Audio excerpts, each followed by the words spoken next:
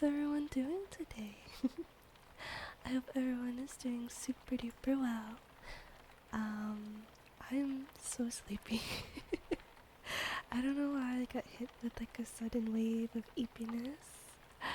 But anyways, today we're gonna read about yokai. I love reading about yokai. I'm sure this will wake me up.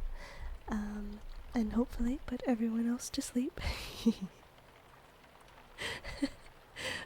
hanging over there? It's just a friend. It's just that's the Halloween prop, you know, it's nobody. But hello everyone. Hi, hi, hi. Hi, honey. Hi, Rights. Hi, Sir Cry. Hi, Rickety Toes. Hi, everyone. Thank you for the daily treats, honey, Sir Cry, Right, and Rickety Toes. Thank you all so much. I am so full. I've had too many treats today. Too many. But yeah, I'm very happy today. I have just enough energy to stream, so that's good. I've been missing streaming. I've been missing it. I know. Every time I stream, there's like a week, like interval, and I don't mean for that to happen. I don't mean for that to happen at all. It just kind of happens. I guess it's been taking longer for me to recharge lately, but maybe the new year that'll change. Maybe I can stream a lot more, like I would love to do. Just no energy right now. But I really hope that I can do more soon. But yeah. You're playing Phasmo right now. Oh gosh, have fun. I love that game. Your throat hurts from screaming so much. Oh no, oh no. Hopefully it won't stay painful too long. And if it does, I recommend some honey and green tea. That always helps my throat feel better. Is the rain loud? I feel like the rain would be a little loud. I don't know. Let's see. Just a little bit. Just a little. Okay. Hopefully that's good. But, yeah. When I used to read yokai before, I had a book. There was like 100 or so. Yokai, oni, yurei, all sorts of, entities. And it was a super fun book to read out of. However, we have finished said book, and now we're just reading random yokai from one of my favorite websites. It's yokai.com. Oh wow, there's like a whole list. But yeah, I usually just go here and I click on random. Let's see who we got. Baku. Oh, it's kind of cute. I tried making it larger so people can see, but let me see if I can make it more visible. Ah, there we go. That might be better. Yeah. Oh, so first up we have Baku. Sorry, I bumped the mic. I'm sleepy and clumsy. You have to excuse me, please. Let's see. Let's read about Baku.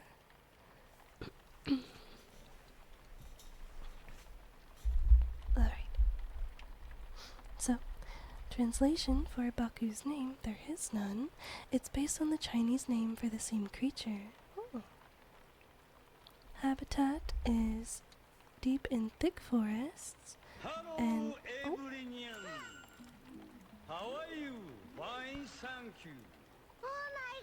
oh my god, I just started. I I just started. Hi everyone. Welcome in, Raiders. Oh my gosh. Vixen Blair? Vixen Blair, thank you for the follow. Oh my gosh. And thank you for the raid. Oh my gosh. How is your stream? How's everyone doing? Oh my goodness, thank you so much. Thank you, Creature HQ, for the follow. Thank you, Aerobo, for the follow. Thank you. I hope everyone's doing fantastic tonight. Oh my goodness. Let me read what Frosty said about you, Vixen. Vixen Blair is a delightful, multilingual witch VTuber who brews up cozy ASMR streams with a sprinkle of gameplay. Ooh. She's been celebrating her college graduation. Whoa, congrats! Oh my gosh.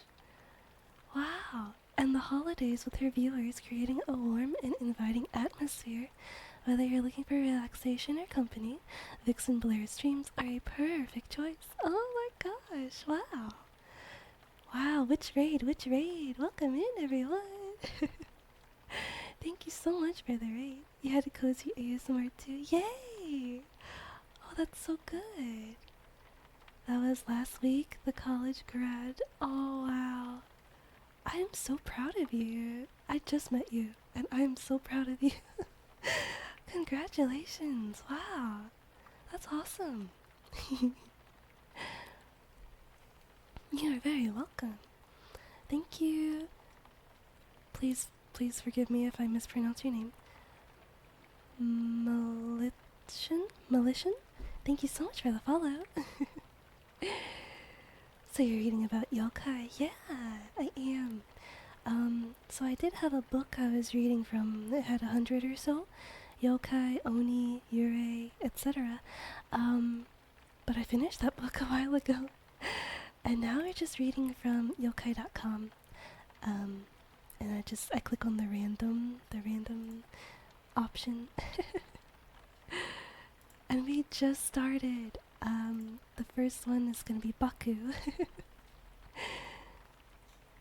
Can't wait to learn stuff. Yay! But yes, welcome in everybody. If you don't know who I am, my name is Cafe Cat Kuro, or just Kuro. I am an electro cat girl from the Aurora Cafe, and I hope that you will enjoy your stay here.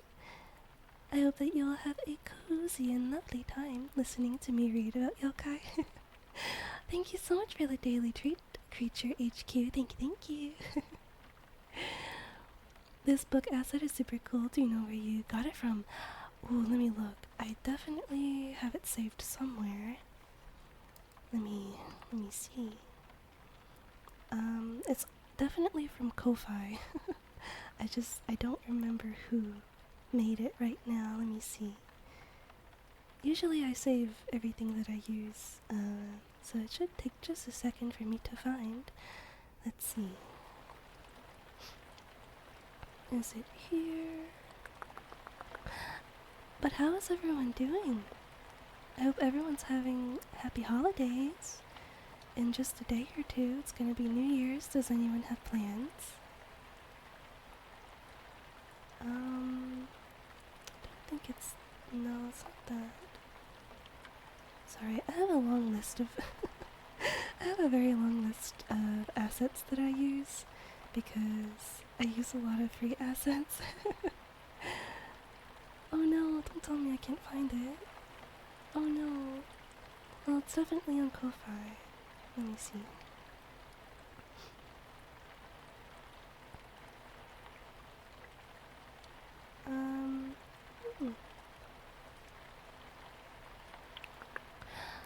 It might be in my credits section. Let me see. Because that's usually where I put things. If I didn't forget. I am prone to forgetting because I have really bad memory sometimes. But let me see. The ghost hanging up and just like... Yeah! I think this background is from... Oh jeez, where is this background from? It's in my credits, I know it is for sure. I forgot the website. Dang, goodness. my memory. So bad right now. Your phone is your memory for real, me too. Who is the ghost? I don't know. Unknown. Alright, let's see. Okay, so the spooky background is from Amagiru on Twitter? Yes, on Twitter. Oh, the website though is Booth. That's the one I forgot. That's the website I completely forgot the name of. Reminds you of the ring. Yeah, I see it. Oh no, one of the spookies is being blocked by my window. There we go. Now we should be able to see it when it comes out. Let's see. So sorry I'm taking a bit of time. Let's see.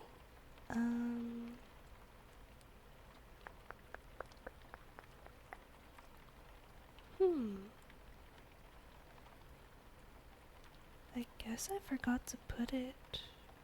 Oh no. Uh-oh.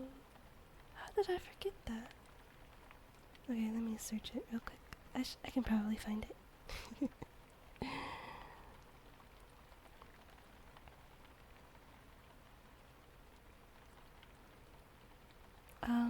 I wonder if I found it on the Free VTuber Assets Discord.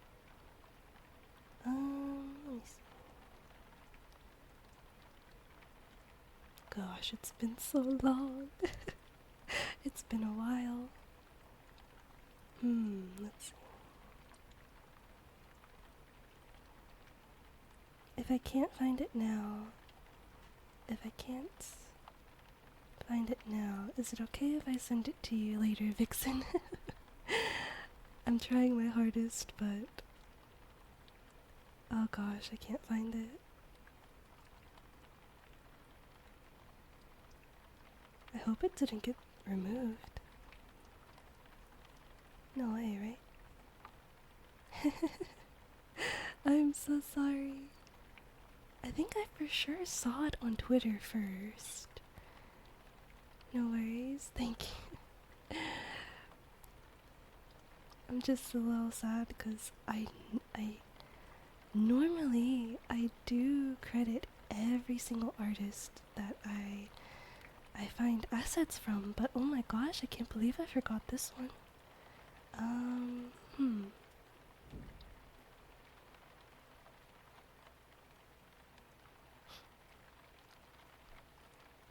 I am a silly goober for forgetting this.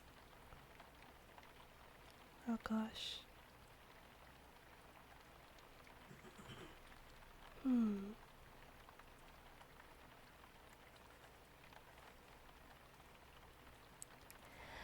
Okay, one last thing. I'm gonna try one last thing to try and find who made it or where it's from. Let's see. Downloads. If I find it, please be credited. Oh my gosh.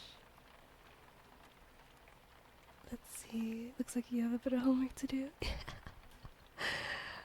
Oh gosh. It's okay. No, it's not that. It's not that either. Oh no. Where on earth did I put this? Huh. Goodness.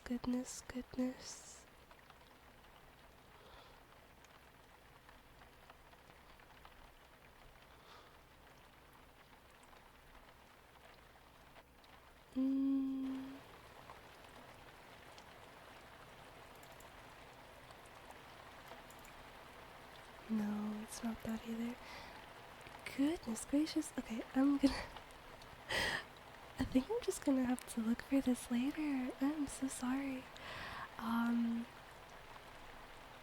If you would like to look for it now on your own time, Um, I I want to say I saw it on Twitter, and there was an option for it to be like customizable, like you could put your own cover on the book, and that's so cool. But I'm uncreative and I couldn't think of anything, so I just left it blank. But yeah, if that maybe that'll help with the search. But I will definitely look for it later and send it to you, Vixen, as soon as I find it. Oh my goodness. But again, thank you for the raid. I'm so happy everyone's here. Oh my goodness, I'm so very grateful and happy, and I hope that I can help all of you relax tonight and maybe help some people fall asleep. Don't worry about it. Okay, I won't. Okay, let's read about Baku. It looks so cool. It's like a mixture of different animals. Like, I see tusks. I see like a elephant or mammoth kind of horn, or not horn, sorry, nose. What do you call it? Like an elephant trunk. Trunk. There, that's the word. I'm so sleepy. You love Edo period Japanese artwork? Me too. That's like all of the art on this website. It has that style. I love it. Let's see. It has, honestly, the longer I look at it, it definitely looks a lot like a elephant or mammoth.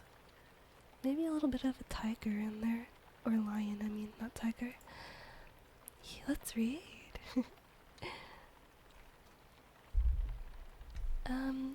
So, the name is Baku. Translation for the name is none because it's based on the Chinese name for the same creature. Its habitat is deep in thick forests, and its diet is bad dreams.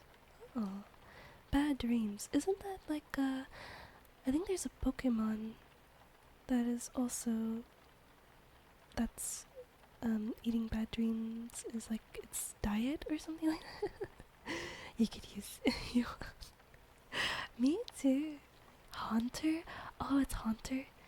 Oh, yeah, that makes sense.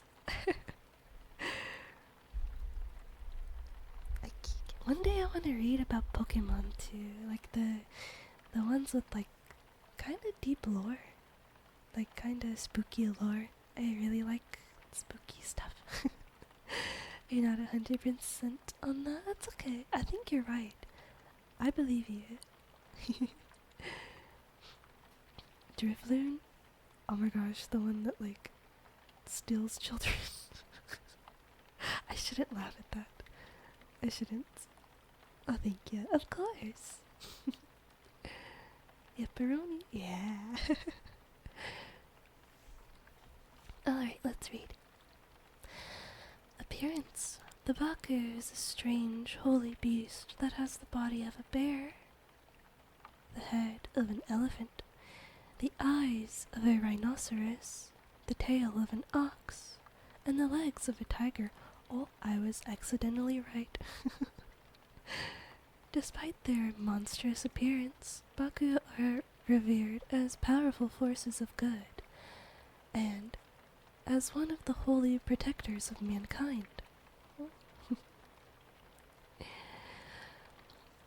Behavior. Baku watch over humans and act as guardian spirits. They feed on the dreams of humans, specifically the bad dreams. Evil spirits and yokai fear Baku and flee from Baku-inhabited areas. Because of this, health and good luck follow the Baku wherever they go. As much as I love the spooky yokai, the good intent yokai are also just as amazing to me. Like, how sweet is that? Interactions. The Baku's written name and image have been used as symbols of good luck in talismans and charms throughout Japanese history. In the old days, it was common to embroider the kanji for Baku onto pillows in order to keep away bad dreams, sickness, and evil spirits. Fearsome Baku images are commonly carved into the pillars above temple doors and on the columns supporting temple roofs. Baku are one of only a handful of holy creatures honored in this manner. That one, Kaden, thank you so much for the follow. Please enjoy your stay. Nice yokai are super refreshing. Right. They really are.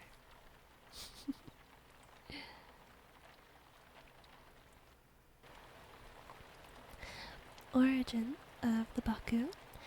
Legend has it that when the world was new and the gods were making the animals, the Baku was put together from the leftover bits and pieces at the end of creation.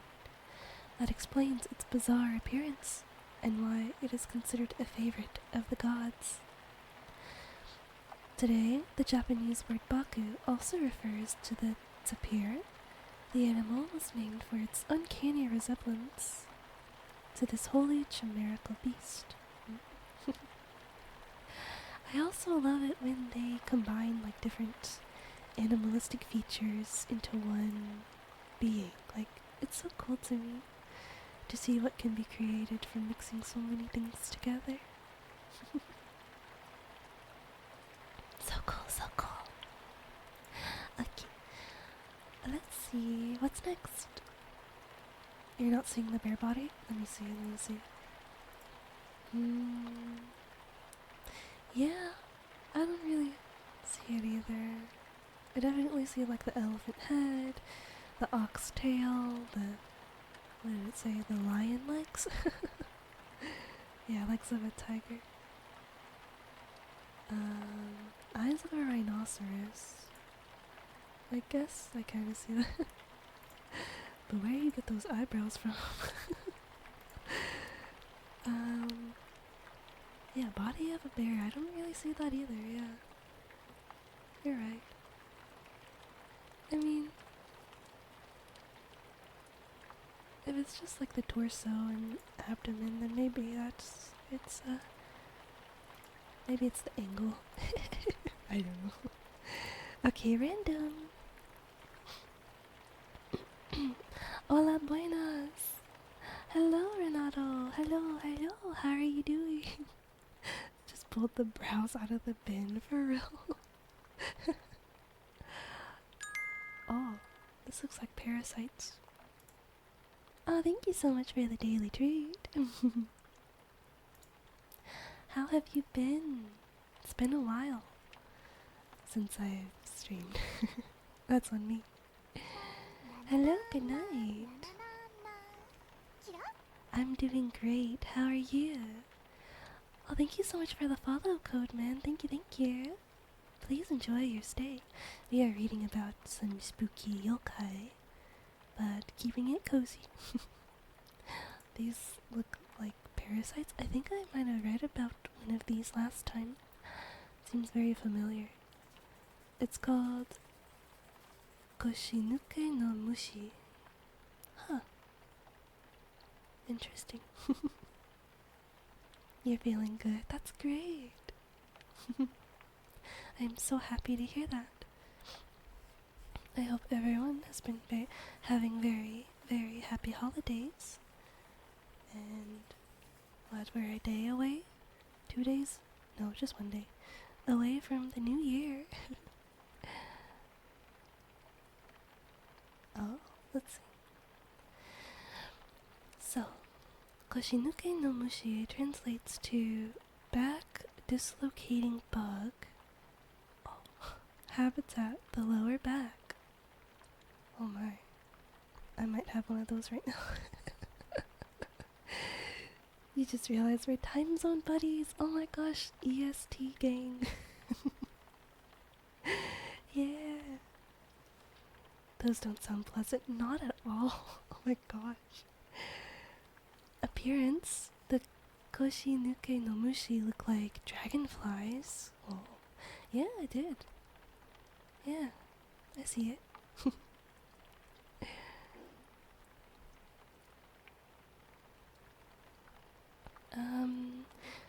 behavior, Koshinuke no Mushi appear suddenly and fly inside bodies, taking up residence in the lower back. Interactions. After successfully entering their host, Koshinuke no Mushi entwine their long tails around the spine. Ugh. When they squeeze the vertebrae, they cause strains, slip discs, and other problems. When they strike the spine with their spiked tails, the host is overcome with acute pain. Their legs buckle and collapse. Their chest becomes tight and breathing becomes difficult. They break out in cold sweats.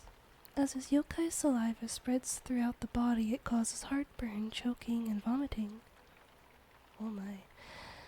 Well, fortunately, the Koshinuke no Mushi infections can be treated by ingesting herbal remedies such as moko and kanzo. Wow, that's very interesting. Oh goodness. Does all this have a name, meaning myths, Japanese legends, or spirits? Yeah, so this one... Oh. Surya, thank you so much for the follow.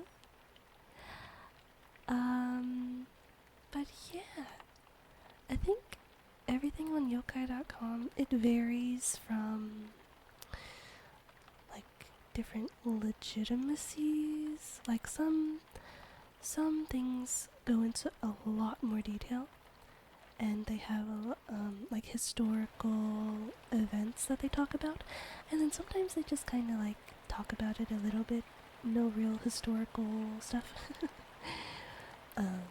It's still fun, nevertheless. Yeah, reading about yokai is so fun. I love it. You must have several. I know. I feel it. I've been having some back pain recently. Thankfully no vomiting though. Right? Oh my goodness. Studying mythology. No, well, just reading for fun, I think, because I was gonna say maybe studying, but I don't remember a lot of what I read. I can remember some things if it's like really interesting to me, but a lot of the time I just read it for like fun in the moment because I just forget a lot of things. But yeah. Have you already read about the woman who asks you if you think I'm pretty? Yeah, Kuchisake onna. She's like my favorite. She's definitely one of my favorites. Not to like self-promote or anything, but I made a spooky visual novel and I featured a few yokai, and she was in it. Who else? Akamanto, Bakeneko. Yeah. Yeah, Kuchisake onna. My fave. No, my fave is Tamamo no Mei. She is my favorite. And then, yeah, Kuchisake onna's my second favorite. Super cool, yeah!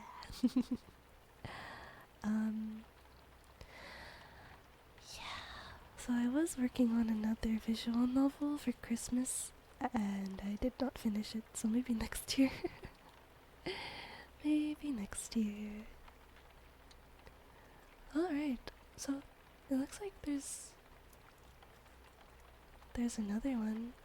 I think let's read about the other one while we're here.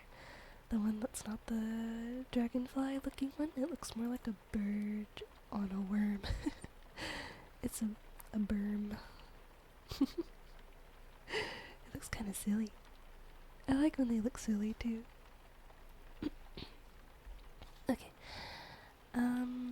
This one's called Koshita no Mushi, Translation is lower back pain worm.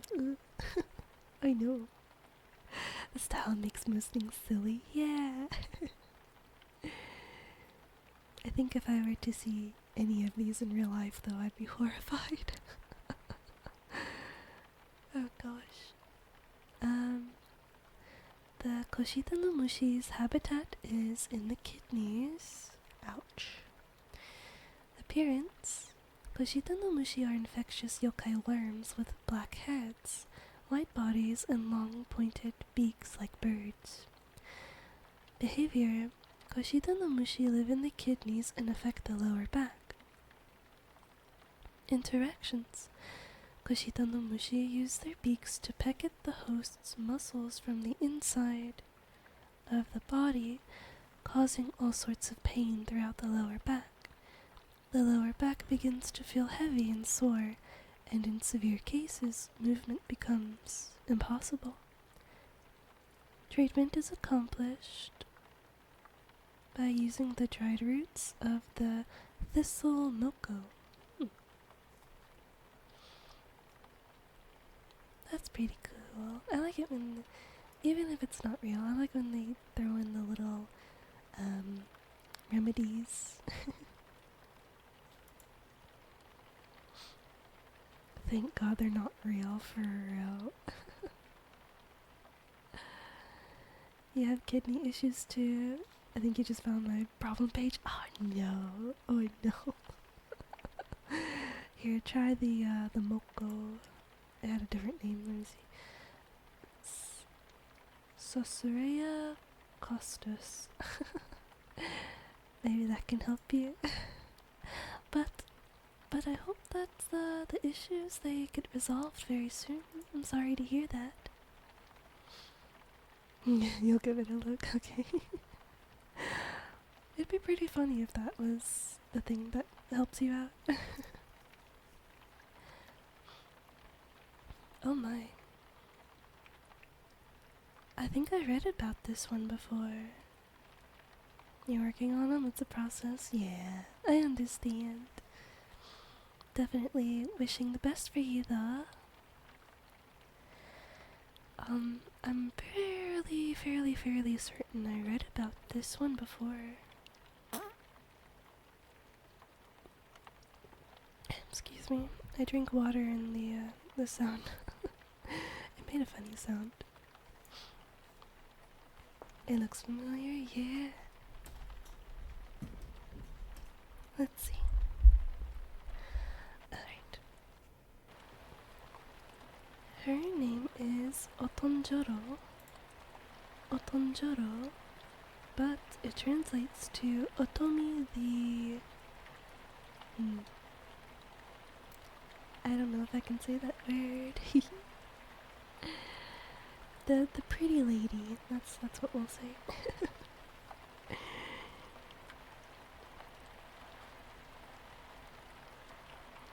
Oh yeah, I do remember reading about.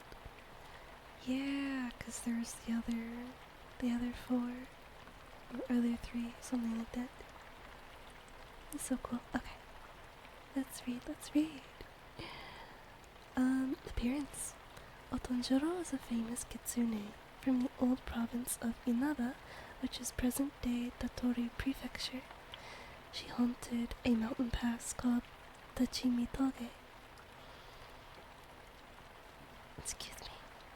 She is most famous for disguising herself as a pretty lady named Otomi and bewitching men crossing through the mountains, and for her ability to escape capture over and over.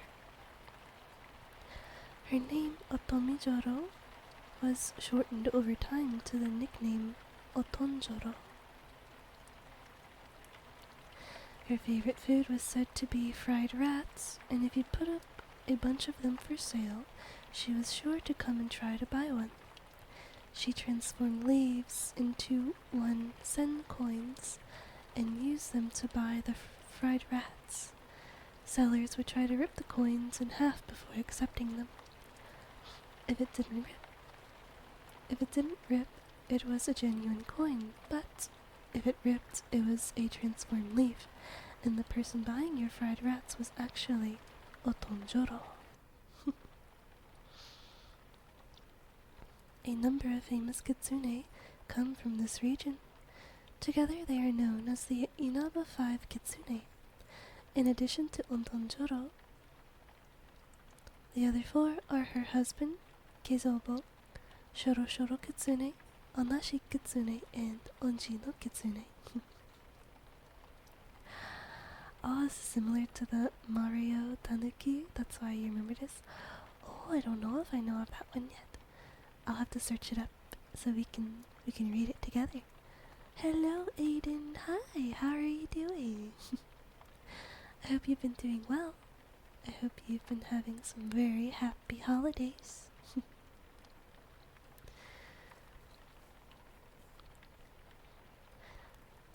With New Year coming up, is anyone gonna do the countdown?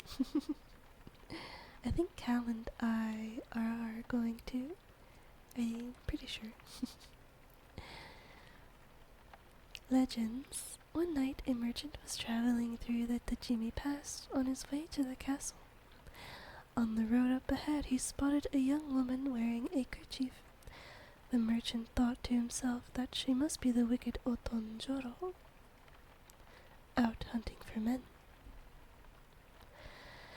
The woman called out to the merchant, "Oh merchant, would you take me to a nearby village and help me find someone who would take me as a bride?" He decided to trick her before she could trick him. He could take her to his friend Jubei's house, and together they would capture her and make her suffer. He put on his best poker face and told her to come with him. I mean, they're based on this folklore, it'll just be a circle. Oh. Still sounds very interesting, though. You've been good. That's really good to hear, Aiden. I'm glad. You probably will do a countdown for New Year's. Yay! That's gonna be fun.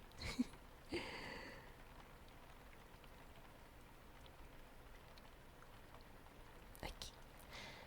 He led her to Jubei's house, only to discover it was already decorated in preparation to receive a bride. It was quite late at night, but Jubei's servants welcomed him inside and treated him with the greatest hospitality. They offered him a nice hot bath, which sounded just wonderful to the road-weary merchant. He soaked in the hot bath for some time, and eventually the sky began to lighten as dawn approached. The village's farmers awoke with the dawn and headed out into the fields. They called out, "Look over there. That merchant must have been bewitched by Otonjoro. He's washing himself in the dung pots." Oh no. The merchant suddenly found himself sitting naked in a dung tank in the middle of a field, rubbing fertilizer into his face, surrounded by laughing farmers. The whole night had been an illusion. Oh my.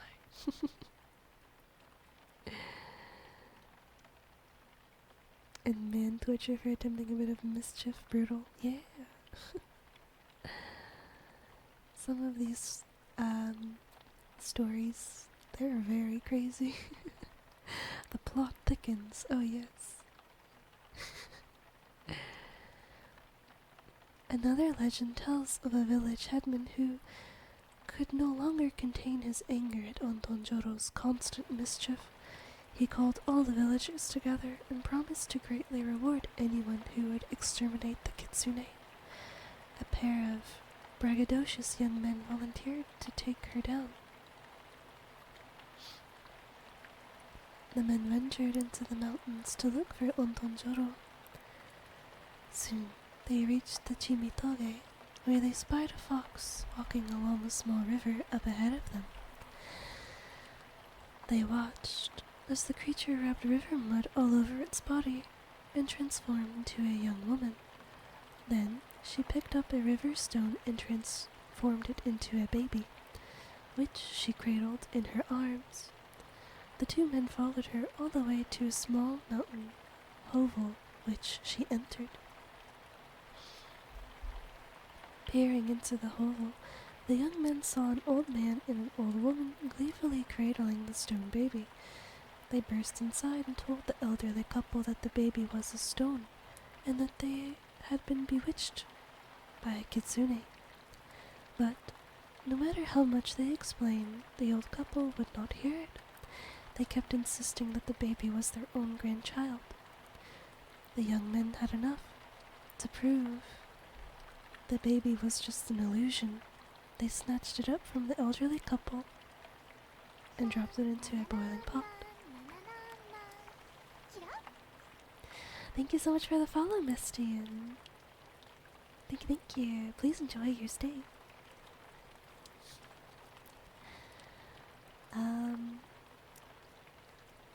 So this part of the story is very crazy. So the baby was real, not an illusion. But yeah, the young men were horrified. The elderly couple were furious. They overpowered the shocked young men and tied them up, and called for someone to fetch the town magistrate to come arrest them. A passing priest heard them and said that he had a better idea. They should give the two criminals to his temple, and he would ensure they spend the rest of their lives praying for the soul of the dead grandchild. The elderly couple agreed. The young men shaved their heads and traveled into the mountains to join the priest's temple to pray for the soul of the baby they had killed. Some time passed, and people back in the village began to worry about the fate of the two strong young men. They sent a search party into the mountains to find them. Near Tachimitoge, by a small river, they discovered the two young men sitting in river mud. Their heads were shaved, and they were reciting the name of Buddha over and over while striking a river rock. Oh my gosh. What a crazy story. What a crazy story. Wild. For real. A wild Bonita appears. Ooh. I think I have the very pretty art of Bonita in Pokemon TCGP. We got one happy and 3 angry ones. Whoa, this one looks really cool. This one looks so cool. Whoa. Okay, let's see. Chico. Chico translates to Earth Fox. It does, please don't be evil. Right? Maybe at least probably a little mischievous. Alright, let's see. Habitat is forests and wilderness, often found near human areas, and its diet is carnivorous. Appearance. Chico is the next rank of Kitsune society, after Ashireko. Kitsune belonging to this rank no longer look like ordinary, non-magical foxes, as they begin to sprout additional tails based on their age. This is the highest rank which wicked foxes, or no kitsune, can achieve. Good foxes, or zenko, can eventually advance to higher social ranks. Behavior. After 100 years of age, a kitsune can advance in rank from Ashireko to Chico. Most Chico are believed between 100 and 500 years of age. For kitsune who wish to continue to advance in society, this is a period of intense ascetic practice. As they grow in age and magical power, Chico also begin to develop additional tails. The oldest and most powerful Chico can have up to 9 tails. At around 500 years of age, good Chico may advance to the next rank of society and become Kiko. they shed their physical bodies and become spiritual entities. As for Nogitsune, Chico is the highest rank they can ever achieve. No matter how many years they may live, how many tails they grow, or how powerful they become, they will never advance beyond this rank. Even the most famous and powerful nine-tailed kitsune who became Tamamo no Mae only held their rank of Chico. Tamamo no Mae mentioned. Interactions. In regards to their relationships with humans, Chico may be wicked, beneficent, I can't read, or indifferent. All Chico are powerful. How they use this power depends upon whether they are Zenko or Nogitsune. That is very interesting. I like that. This is the rank of Chico, and you can only surpass it if you are non-wicked, you know? Like, that's so cool. So neutral. I guess so, yeah. Neutral or good. Yeah, I guess neutral. That is so cool. Okay. Next random. Sounds fair to me. Yeah.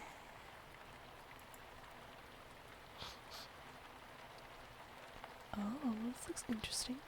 Mado. Looks like an area, like a place. Not a good place from the looks of it. Are you familiar with Naruto at all? I only know some of the characters' names. I've never seen it or read it.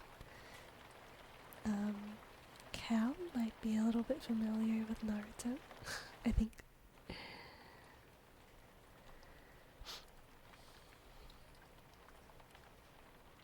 I don't know. Oh, you are? Yeah. You know the nine-tailed fox? Yes, I do.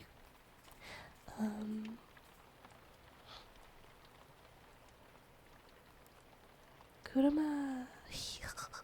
Oh, you mean specifically from Naruto? I don't. I know different variations of the nine-tailed fox. So like Ari from League, and I read a book before called Wicked Fox by Kat Cho, and I think the main character's mom was a nine-tailed fox. It was a really good read. I don't think I ever finished reading the second book. I need to do that. Oh my gosh. You only know how they run funny in Naruto. Yeah. I've done that before, doing the Naruto run. Do you think he's gotten both ranks since he was split into good and bad versions of himself? Ooh, that's an interesting thought. Maybe so.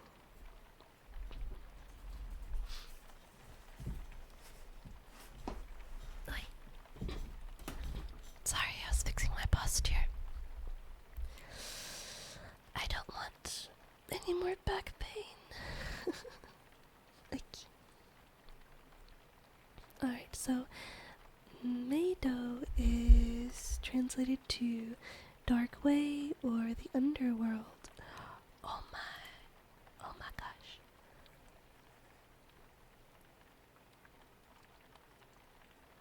Excuse me, I yawned.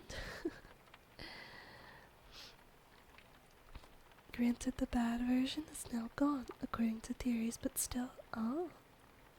Yeah. No more back pain for all of us. No more back pain. Keep it away. We will all be safe from the back pain. You'd kill for no back pain right now? Oh. I get it. I absolutely do.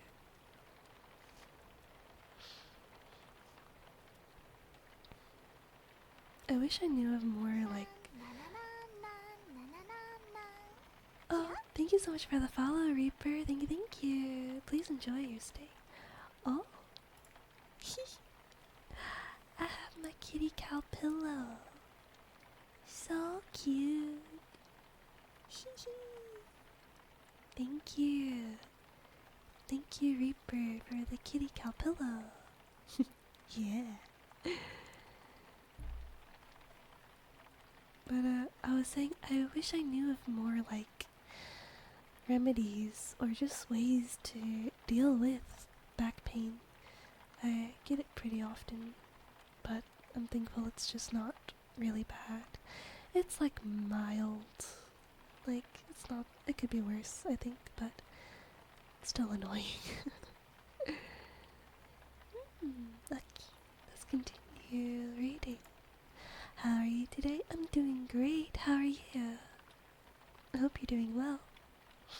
Do you have any plans for New Year? According to your physical therapist, strengthen it?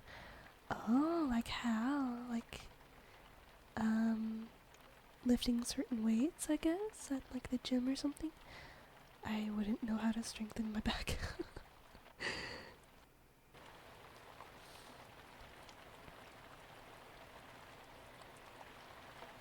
Oh, there's lots of good stretches you can do. Oh.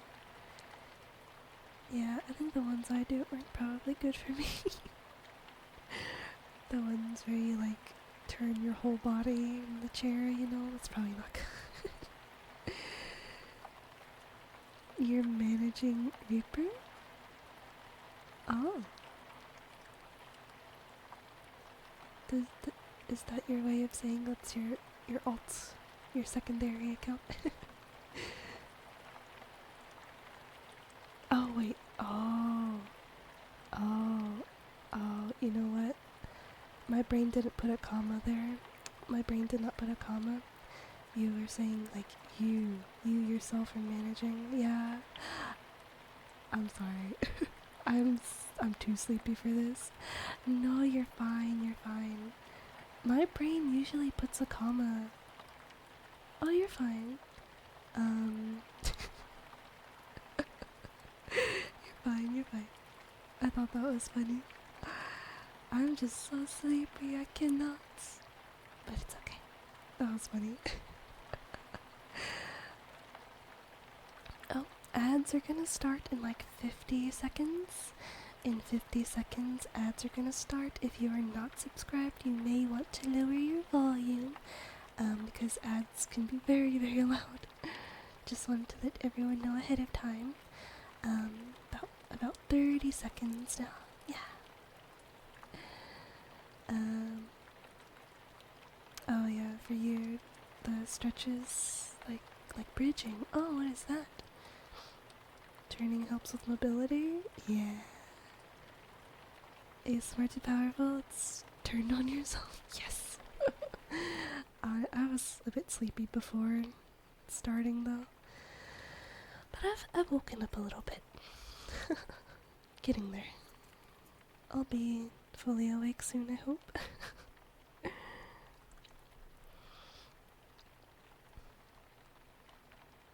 Panic. Turn down your volume. It's gonna start soon. Alright. Let's read about Meido, which is the underworld. Appearance. When someone dies, they either go to Tengoku, which is heaven, or Jigoku, which is hell. If they lived an exceptionally good or an exceptionally evil life, they may go straight to Tengoku or Jigoku. However, for most people who have done both good and evil in their lives, the soul travels to Meido. There they face a test by the judges of the dead, each of whose true form is that of a Buddha or a god. They are then sent either to Tengoku or Jigoku. Meido is a terrible place, though nowhere near as terrible as Jigoku. It is dark, windy, full of horrible sights, sounds, tests, and trials. It is a long journey with no place to rest or find comfort. Well, seems the ad didn't play. I think sometimes it's delayed. It's probably gonna play, like, really soon. I don't know why Twitch does that. Like, it tells me that it's about to happen, and then I guess it just doesn't start at the same time for everyone. It's really weird. But if it's not playing for you, then that's great. That's very good.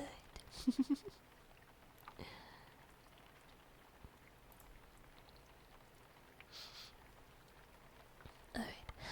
To enter the underworld, the soul must first find and cross the Sanzu River, the river of three crossings, which marks the boundary between this world and the world of the dead. The Sanzu River is said to be located somewhere on Mount Osore, literally meaning Mount Fear, a desolate volcano located in northern Japan. Despite its appearance, covered in blasted rocks, bubbling pits of dark liquid, and open vents spewing out toxic gas, Mount Osore is one of the three holiest places in Japan. Itako, blind shamanesses, communicate with the dead as they approach the mountain. Wow.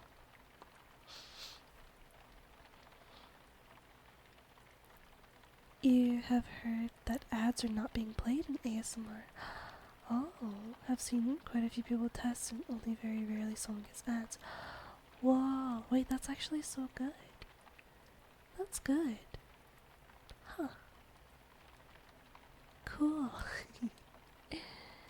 More cat time, yeah!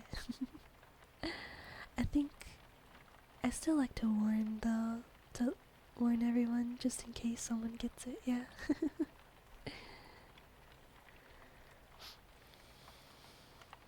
What about the revenue? I know, it's okay though. The thing is, people don't get ad revenue really. I know, yeah.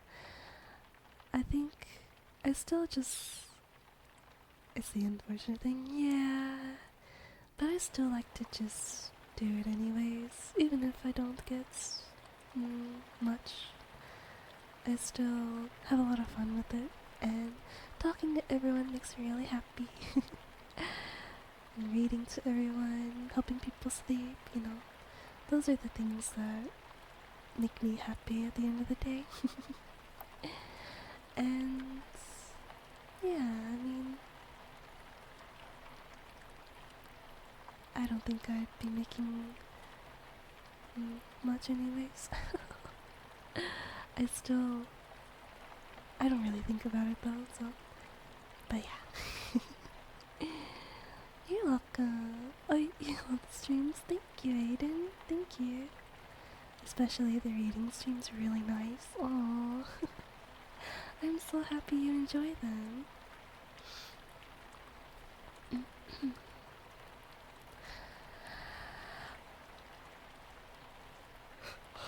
Excuse me. Big yawn. Okay.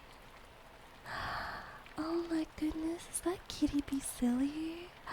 Hello, hi. Yawn, nice. How are you doing? I hope you've been well.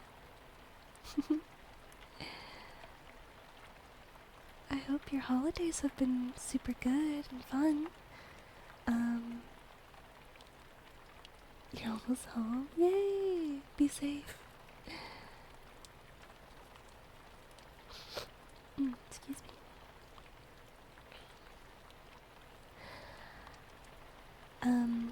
I've just been lurking recently. I haven't been able to chat much in your streams, but oh my goodness, your models recently have been so pretty, so gorgeous. I've just been so low energy, I haven't really been able to stick around much.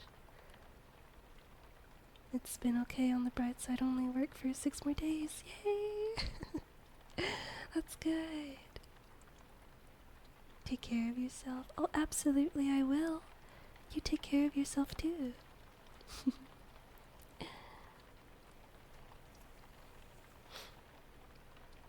Right now we're reading about Meido, which is the underworld. It's, if I had to relate it to something, I'd say limbo. Cause, supposedly, you go to Meido if you are, both good, well, if you have done good and evil, and then from there, it decides if you go to heaven or hell, basically. But yeah, this was a very interesting read. Where was I? I think I was at interactions. Interactions. There are many variations on what exactly happens after this life ends. These are often depicted in graphic hell scrolls kept at temples. The depictions differ greatly from tradition to tradition and place to place. A typical explanation may go like this.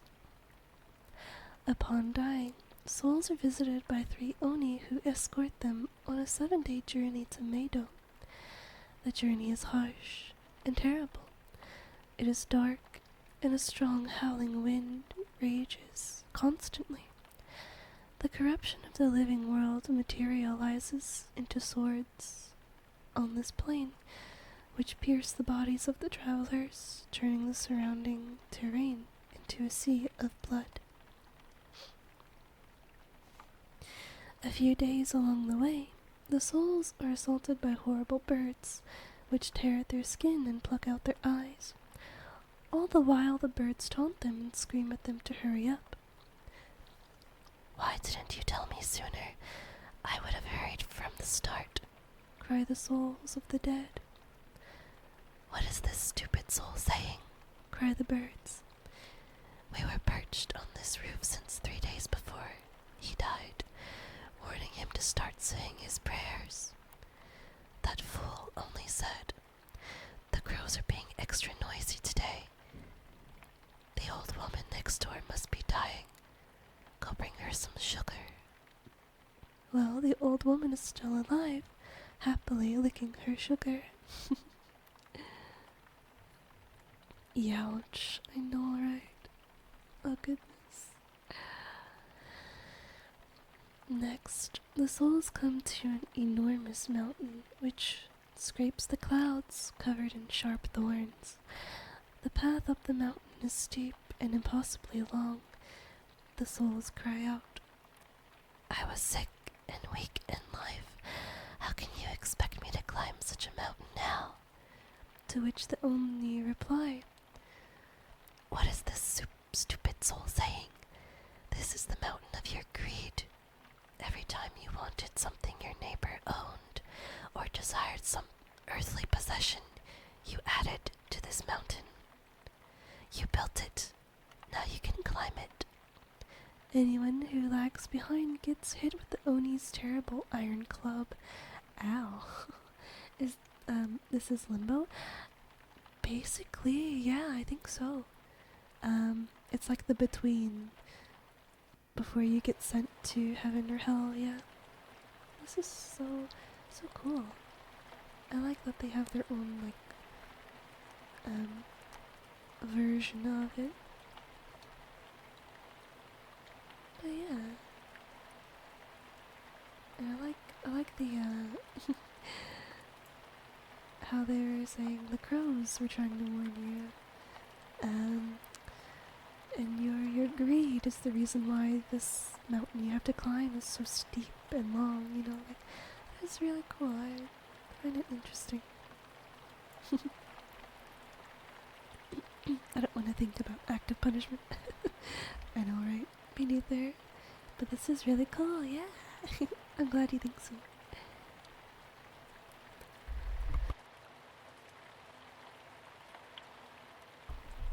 Excuse me. Finally, after 7 days, the souls arrive at the Sunset River and face the first trial put forth by the first judge, King Shinko, whose true form is that of Fudo Myo, who is known as Akala in English. Shinko judges the souls on how much killing they have committed, down to every bug that was squashed and every fish that was caught. So I try not to kill bugs. I try not to.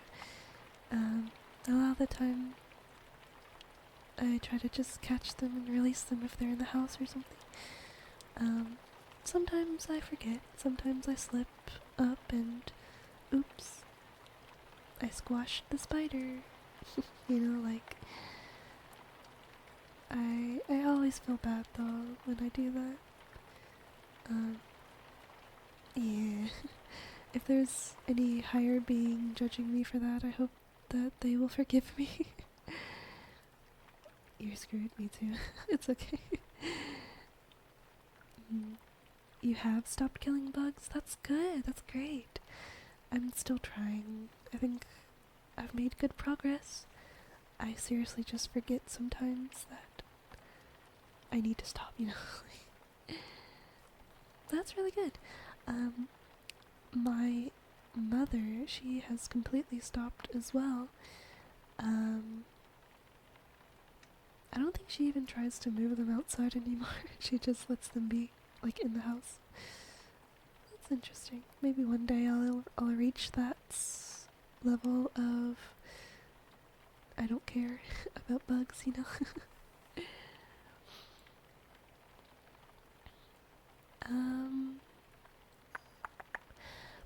Those whom Shinko judges to be wicked go straight to Jigoku. Others may cross the river depending on how well they fared in the trial. To cross the Sanzu River, a toll of 6 mon, which is an old form of currency, is required. This is buried with the deceased during the funeral. Thank you so much for the follow, Chairman. Thank you. Please enjoy your stay. We are reading about yokai, and currently we're reading about Meido, which is like the underworld, basically. Limbo, if you will. Feels nice to let them be. You have some cute spiders that eat most of the bugs, though. Oh, yeah. Yeah, I'm sure. Yeah, it does definitely feel nice to just let them chill, let them hang out. Especially the spiders, because they take care of the rest. The only spiders I don't enjoy having around are, you know, like the dangerous ones, like brown recluses. The old house I used to live in, we had those, and I feel like I had no choice but to smush them, you know, because, well, I didn't want them to bite my cats or bite me in my sleep, you know. I don't know. Just looking back on it, though, I could have definitely tried to let them back outside. However, part of me feels like they would have just came back in anyways. So it's a hard, like, decision to make, I feel like. Like, I would only get rid of them in order to, like, protect myself and my fur babies. So, yeah, I'm sure, I hope that if there is a higher being, you know, they'll be understanding. Like, that's my reason for that. But yeah, who knows? Who knows? The spiders, yeah, have eat wolf spiders and other spiders like that, which is why you let them be. Yeah, absolutely. Brown recluses with cats is basically a cat or spider choice.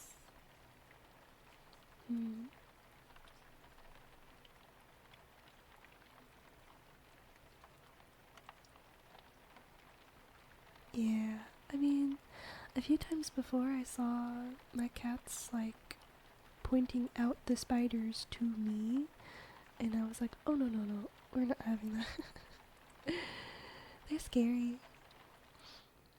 You love the scenery and aesthetic I have. It's so cool. Thank you. Oh, thank you so much. Um, the website is blocking the table. It's like a I want to say it's like an Ouija board or some kind of summoning ritual thing. But it's so cool. I love it. But yeah. Thank you for the compliments, though. I really appreciate it. Alright, let's see.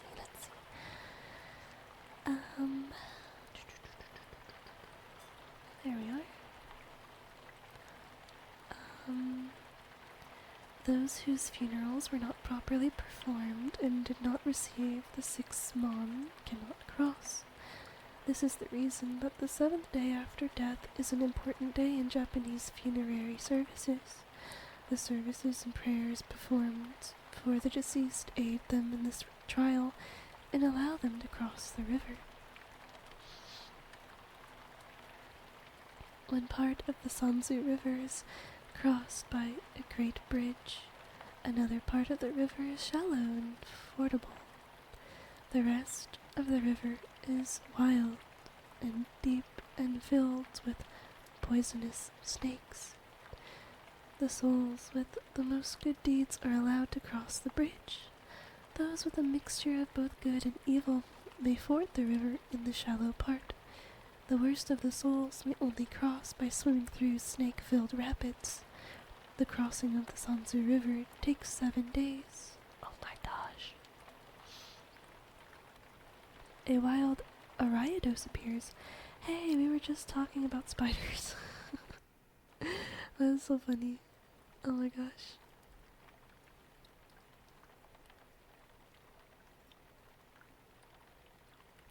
Okay. After crossing the river, the souls encounter Datsueba and Geneo. These 2 oni take the heavy clothes from each soul, wet from crossing of the river, and hang them on a tree. The amount of branch bends under the weight of the clothes serves as a measure of the weight of the sin on each soul, to be used as evidence in the trials to come.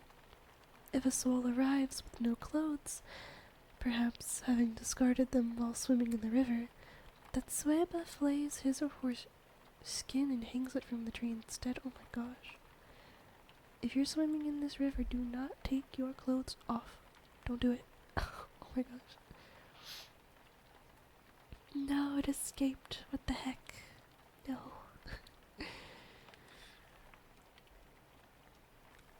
The second trial takes place 14 days after death and is overseen by King Shoko, whose true form is Shaka Nyorai or Siddhartha Gautama. Shoko judges the souls on how much they have stolen. Excuse me. As with the previous trial, he sends the most grievous offenders straight to hell, while allowing the good to pass on to the next trial. Again, the 14th day after death is an important day for family members to perform ceremonies in honor of the deceased in order to help him or her pass this trial. Excuse me. My left nostril is like stuffy. I better not get sick. Oh my gosh, I'll be so sad.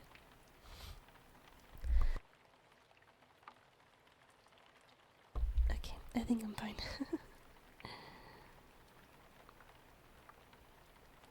Okay. Before the 3rd trial, each soul must pass through a fortified gate, which is guarded by a fierce oni.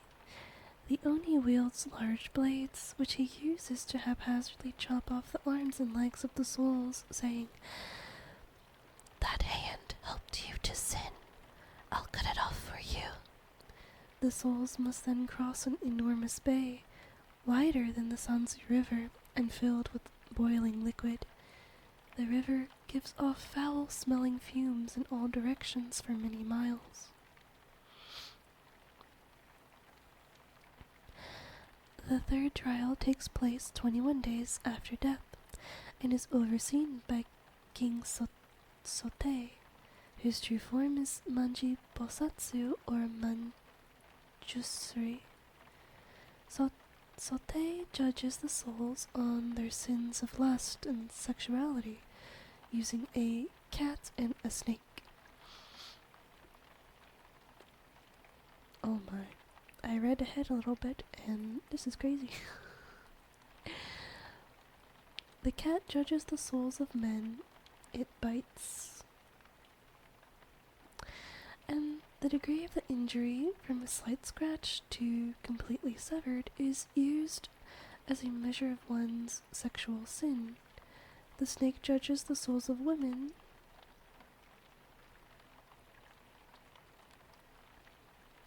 Oh my. You don't want to know what this snake and cat do. Ouch. To determine the depth of her sin, as before, some will go on to hell, while others, with the aid of funerary services from their surviving family members, will pass on to the next trial. Oh gosh. The fourth trial, 28 days after death, is overseen by King Gokan, whose true form is Fugen Bosatsu or Samanta Bahadra. Gokan judges the dead on the number of lies they told in life. He weighs each soul against a large, heavy stone. The number of stones it takes to balance the scale determines the weight of one's sins. Excessive liars are damned. Those who are not may continue on to be judged again. Once again, the family holds a funerary service to aid their beloved departed in this trial, hoping to sway the mercy of the judge. This is just trial after trial. Poor Japan. I know. Goodness gracious. And we're not done yet. We're like only halfway through. Well, a little over halfway. It just keeps going.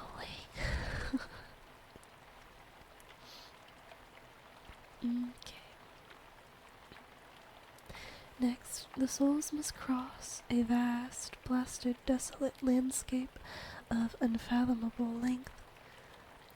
Balls of red-hot iron fall constantly like rain from the sky, burning the skin of the souls and causing their feet to blister as they walk the path to the next trial. The fifth trial, 35 days after death, is overseen by Great King Enma, the ruler of the underworld, whose true form is that of Jizo Bosatsu, or Xitigarbha. Enma's judgment is the final chance to appeal one's fate through the prayers and memorial services performed by the living relatives. Enma shows each soul a large mirror in which the individual's former life is reflected back at them, with all of their sins and transgressions clearly laid out. Enma's job is to decide, based on his and the previous trials, which of the 6 Buddhist realms each soul will be reborn into. The realm of heaven, the realm of humans, the realm of Ashura, the realm of beasts, the realm of Gaki, or hungry ghosts, or the realm of hell. Good Lord, how did the family of the dead have time for anything? I know, right? So many days after death and still having to, keep up with it and make sure their loved one passes safely. In a way it's sweet. In a way it's bittersweet, gosh, Goodness. Well, I hope this is not what happens after we,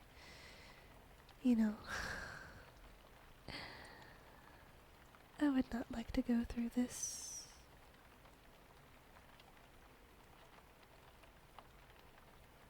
Alright, let's see.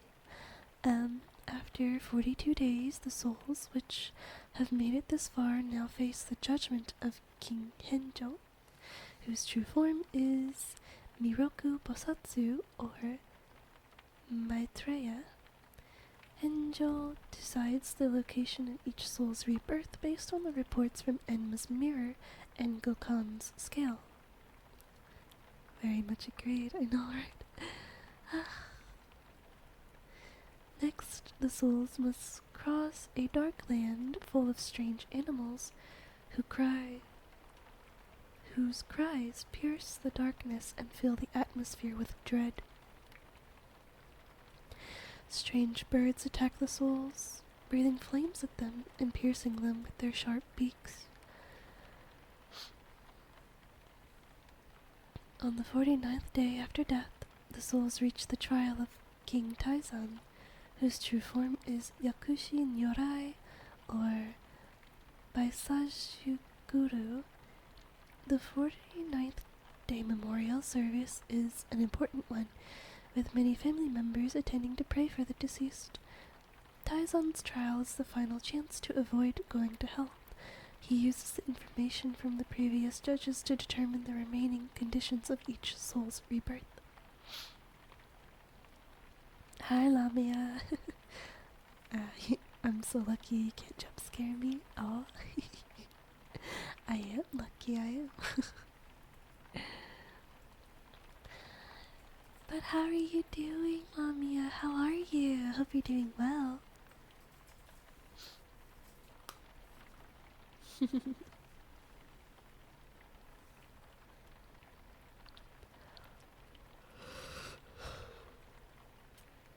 Excuse me. Surviving out here? Oh no. Well, I hope things get better. I'm gonna send you chocolate, okay? Will that help?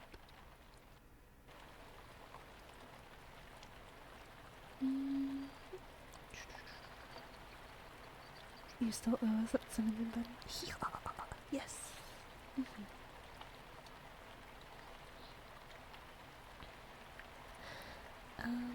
Upon completion of this trial, each soul moves onto a road with 6 unmarked torii gates, each representing one of the Buddhist realms. There is no way to tell which gate leads to which realm, and each soul must decide for him or herself which gate to choose. Upon passing through the gate, the soul travels among an enormous frozen river and leaves Meido for the next world, whichever one it may be. For many, the journey ends here. Those who have been judged worthy may find themselves in Tengoku. Others are reborn as humans, animals, or worse. For those deemed unworthy for even the lowest forms of rebirth, more trials await in the realm of Jigoku. Oh no. Oh no, my hair is gone. Lamia, you snatched my wig. How could you?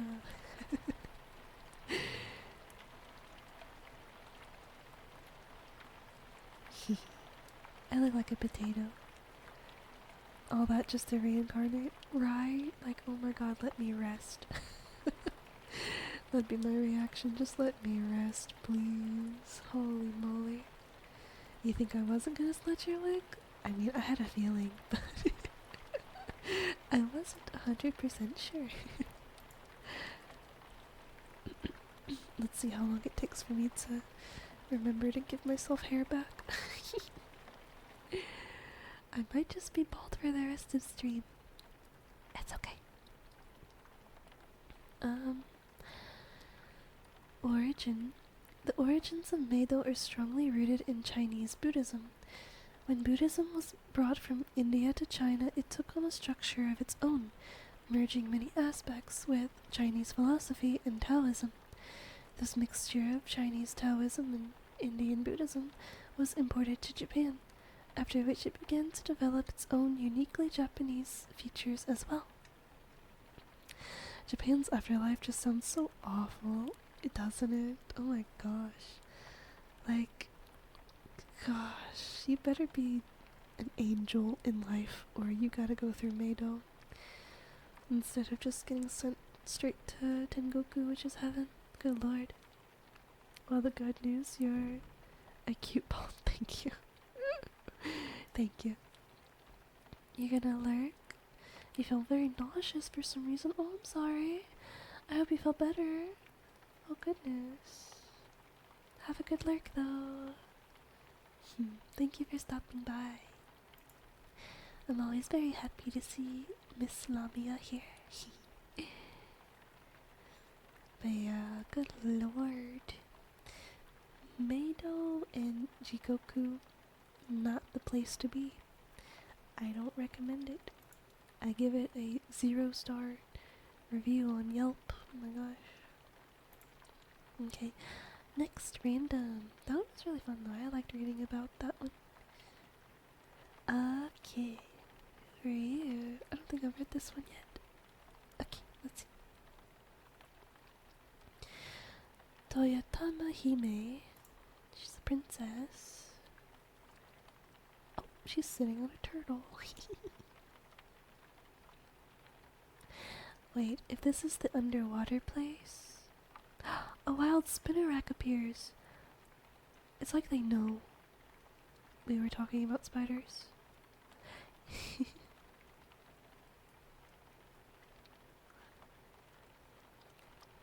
If this is the underwater place with like the fish princess or something, I have read of this place, but not this person. Oh, you got Rowlet? That's so cute. Good luck on your journey. Oh my goodness. Okay, let's read about Toyotama Hime. Translation: luxuriant pearl princess, priestess filled with abundant divine spirits. Rowlet, can't remember that one. I think it's like the owl. It's like green and brown. I might be wrong though. Oh gosh. Alternate name is Toyotama Bime. It's the owl. Yeah, it's so cute. The owl could probably eat Spinnerack. Like realistically. Excuse me. Okay. Appearance. Toyotama Hime and Tamayori Hime are the daughters of the sea god Watatsumi. Watatsumi, like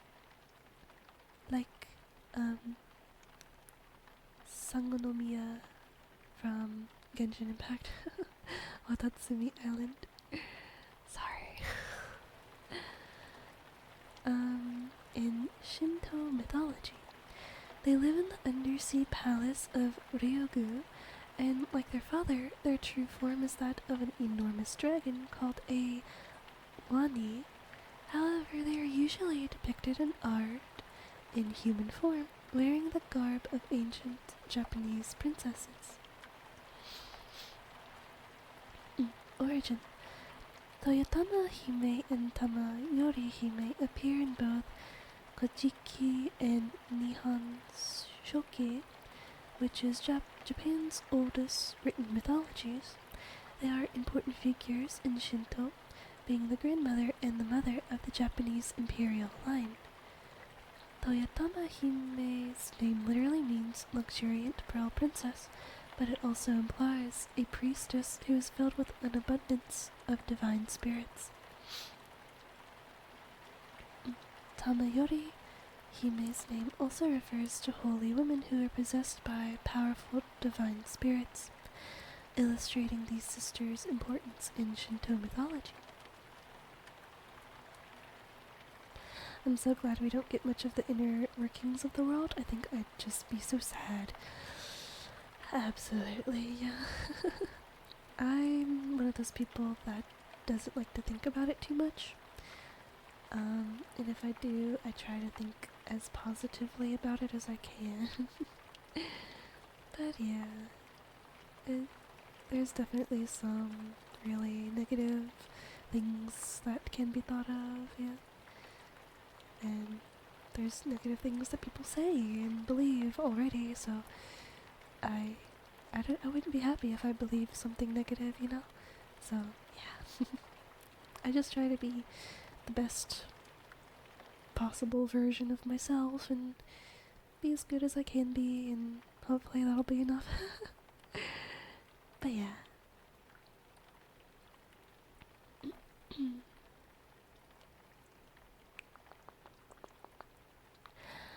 Due to many similarities between the story of Toyotama Hime and Otohime from the Urashima Taro legend, Otohime is often thought to be modeled after Toyotama Hime.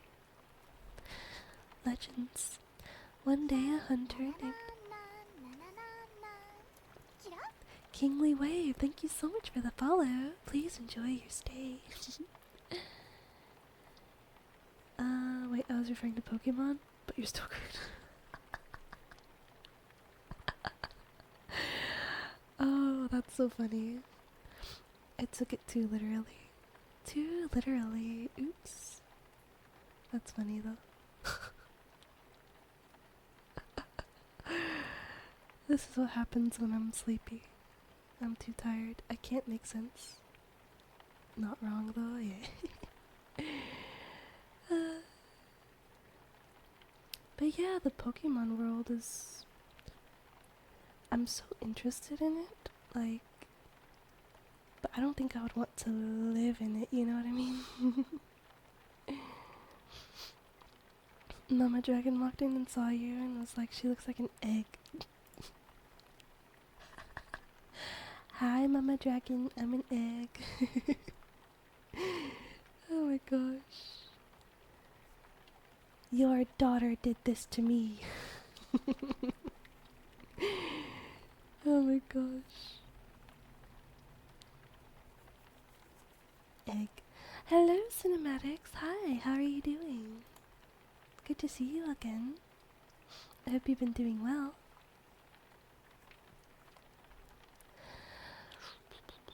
Don't tell her that, she'll believe me. It's the truth. I don't lie. You're doing well? That's great to hear. I'm also doing well, thank you for asking. I hope your holidays have been well, and are you doing anything for the new year?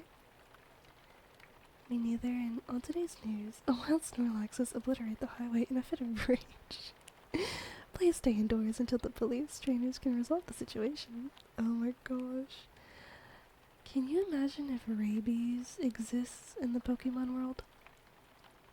Oh my gosh. That'd be horrible. Horrible. Pikachu would just be... I'm thinking of that one gif of Pikachu looking rabid already. I don't even know why. Oh my god. It's so funny though. Oh god, no, right? Probably going to your sister's house. You usually celebrate big holidays there. Oh, have fun, have fun.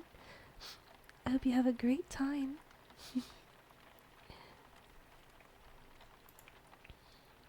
I think Cal and I are gonna celebrate at the family house. Probably gonna eat some good food, countdown, you know, the good stuff. I'm excited. Okay, let's see. Okay. I think this is where I was. Legends. One day a hunter named Hori from the surface world visited Ryugu. He came to ask the sea god for permission to search the grounds of Ryugu for the fish hook that he had borrowed from his older brother Hoderi and then lost. By a well in the gardens of Ryugu, Hori encountered Toyotama Hime. They found each other to be very beautiful and were soon married. Well, dang, that was fast. That was faster than Anna and Hans, I think his name was. I hope you have an awesome New Year's. Thank you. I hope everyone has an amazing New Year.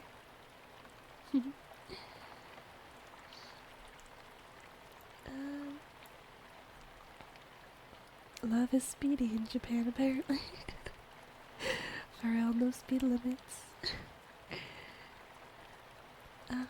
Hori lived with Toyotama Hime in Ryoku for 3 years, but then remembered his quest to find the missing hook, and he grew depressed.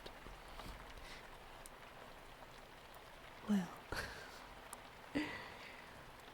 Tamayori Hime told her father the sea god, who asked Hori what was wrong.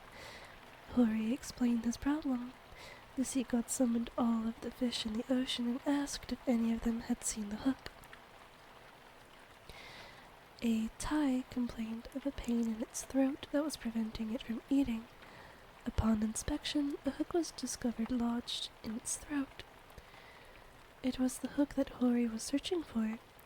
The sea god returned the hook to Hori. He also promised Hori that he would send rain upon his fields and make him rich, while denying rain to his older brother's fields. He lent the tide-controlling jewels Manju and Kanju to Hori to defend himself against Hoderi's attacks. Then he set Hori on the back of an enormous dragon for his return trip to the surface world. Oh my. You're taking your pain medicine now? Okay. I hope it helps.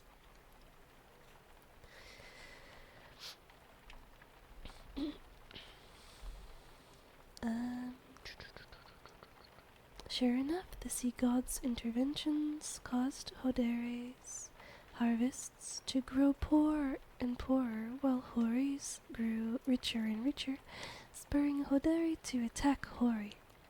Using the power of the tide-controlling jewels, Hori raised the tide and drowned his older brother, forcing him into submission. Only when Hoderi promised to serve Hori for the rest of time did Hori lower the tide again. During this time, Toyotama Hime became pregnant with Hori's child. When her delivery grew near, she and her sister Tamayori Hime came to the surface world on the back of a giant turtle to give birth. She asked Hori to build her a birthing hut thatched with cormorant feathers along the shore, but she went into labor before he was able to complete it. Toyotama Hime entered the hut. She informed Hori that to give birth she must return to her natural form, and she asked him not to look upon her while giving birth. But Hori could not resist. He peeked in on her and saw his wife in the form of an enormous wani, 8 leagues long, creeping and writhing about on her belly. Toyotama Hime was ashamed at having her true form revealed. Although she desired to remain on the land, she returned to Ryoku, leaving her newborn child behind. When she left, she closed the path that linked the land and sea kingdoms, forever separating them. Toyotama Hime felt angry and betrayed, but she still loved Hori, so she asked Tamayori Hime to care for the child in her place. Tamayori Hime nursed and raised her nephew, who came to be known as Okaya Fukiezu. When he grew up, he married Tamayori Hime, the auntie. He married the auntie? Oh my gosh. You're kidding. They had 4 children together, one of whom became the legendary Emperor Jimmu, first emperor of Japan. What the heck? That was so unexpected. That plot twist was crazy. Oh my gosh, hi Takano, hi, how are you doing? It's so good to see you again. It has been a while. I'm sorry. I haven't been streaming much recently. But I'm so happy to see you again. I hope you've been well. I hope you had happy holidays.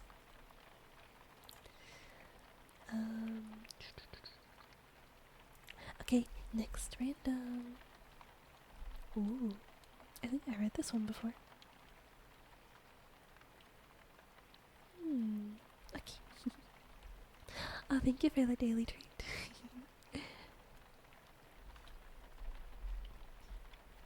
Where is the bean at?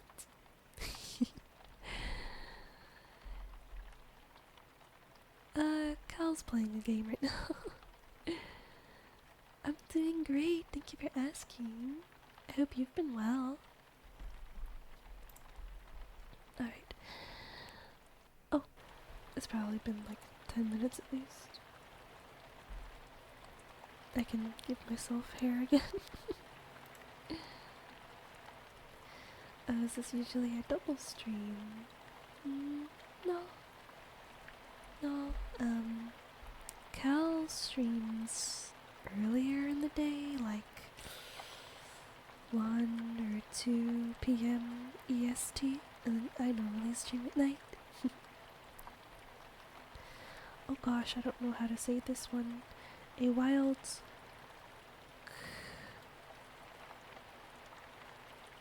Cophagragus? It's the one that looks like a sarcophagus, I think.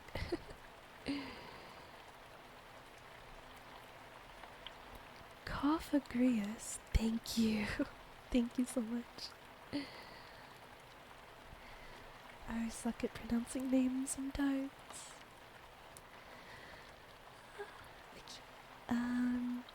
Taka Onna looks really cool.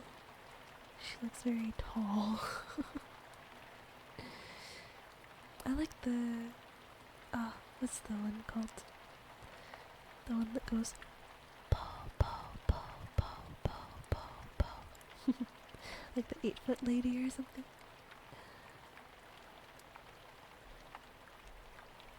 Pokeflex! Oh my goodness, you got it. Wow. Cool.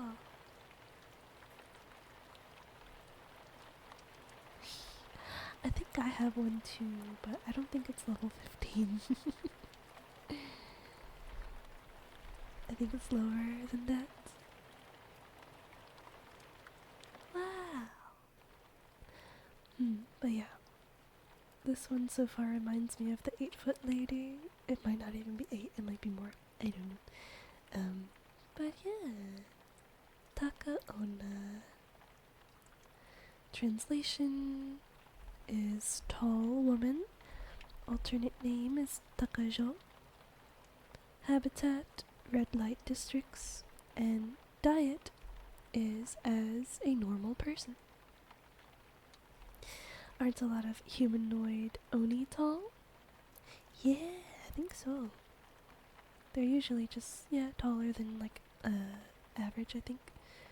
Or taller than like the tallest human, I feel.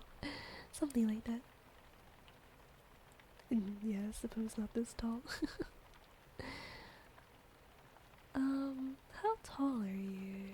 How tall? Taka Onna, how tall are you? Maybe it'll tell us.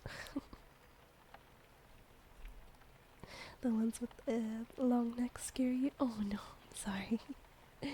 We don't have to look at her right now. But yeah, the long neck ones are really... She's a tall woman, so it's gotta be on there. Right?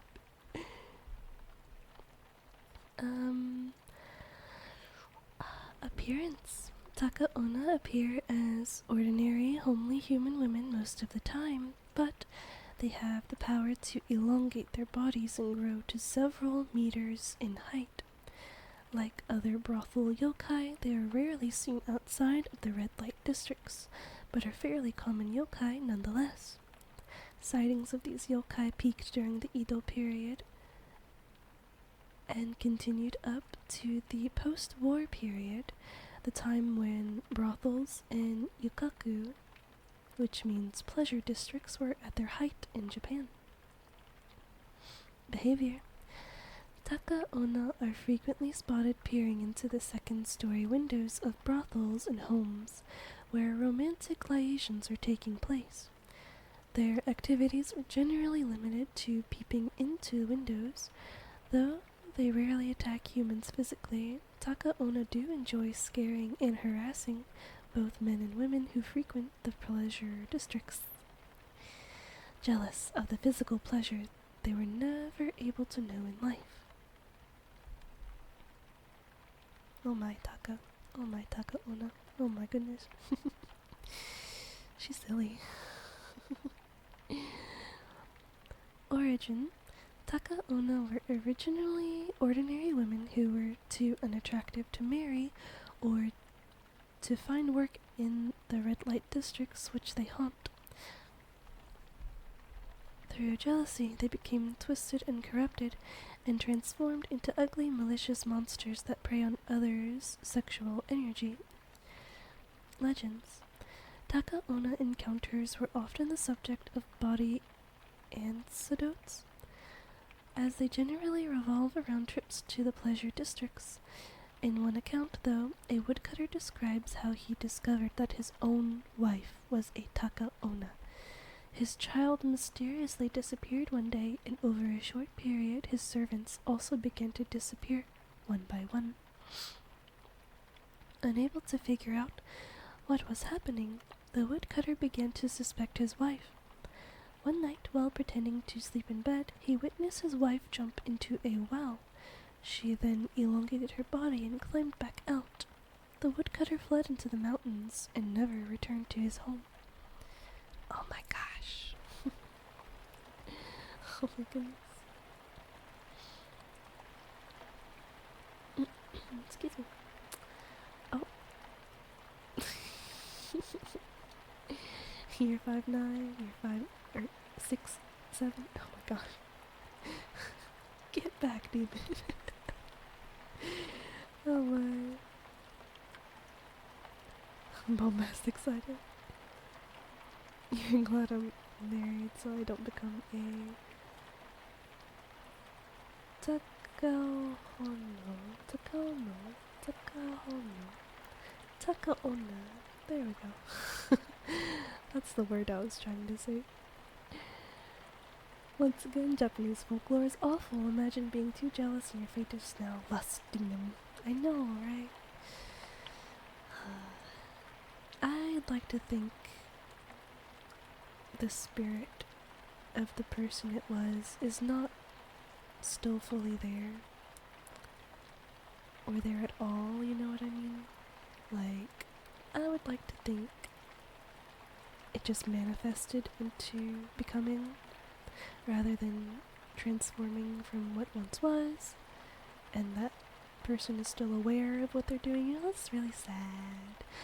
You sincerely hope so. Me too. Yeah. Oh my gosh. I just noticed they got the dogs out under this like curtain thing. Too much being revealed. We gotta go. We can't look at the feet. Okay. Random. What triggers the Nightbot to do that?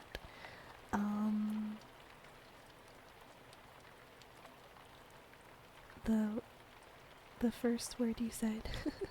I.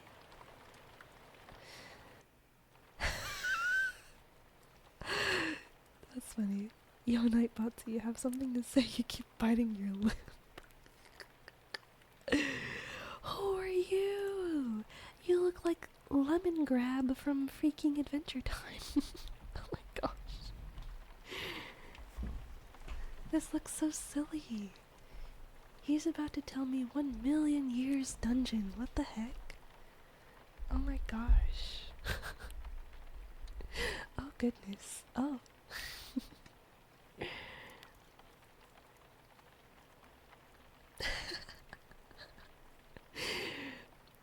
A robo will now use only third person. looks like Assassination Classroom if he was in The Simpsons. Literally, oh my gosh. Oh my gosh. Okay, your name is Bake Icho no Se. What does that mean? It means monster ginkgo spirit. It just looks so derpy. There's no way this little dude is harmless, right? He's just a little guy. He can't do any harm, right? Okay, let's see. You love Yellow Demon. Please be nice. For real, please be nice. So far it looks pretty safe. We'll find out. Okay. Bake Icho no Se. Alternate name is Bake Icho no Rei or Icho no Bakemono. Its habitat is ginkgo trees and its diet is none. So it doesn't eat. So that's good. Maybe that means it's good and it won't eat people. You know, like a kid. Oh, this is cute. Appearance. Bake Icho no Se are the spirits of ginkgo trees.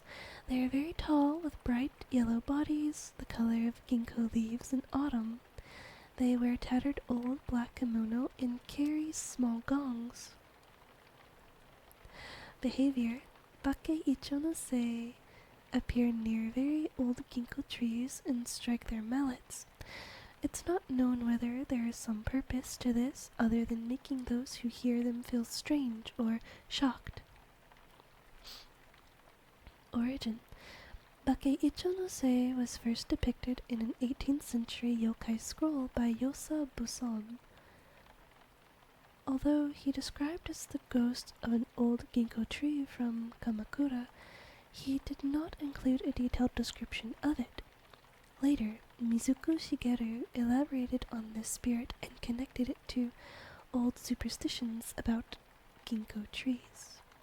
While ginkgo trees are beloved for their beauty, resistance to fire, and wind-breaking abilities, folk beliefs also hold them as inauspicious to have in a home garden for a number of reasons. They are high-ranking and holy trees, so they belong in the gardens of temples, shrines, and public places, not private gardens. Ads are starting in 1 minute. In 1 minute, ads are starting. If you're not subscribed, you may want to lower your volume, or you might not get ads at all. I learned that today. You might not get any ads, and that's awesome. That's really good. I hope everyone can continue to just relax and maybe fall asleep. Mild mischief is fine by me, yeah. Oh, that's nice, yeah. I like this one so far, it's really good.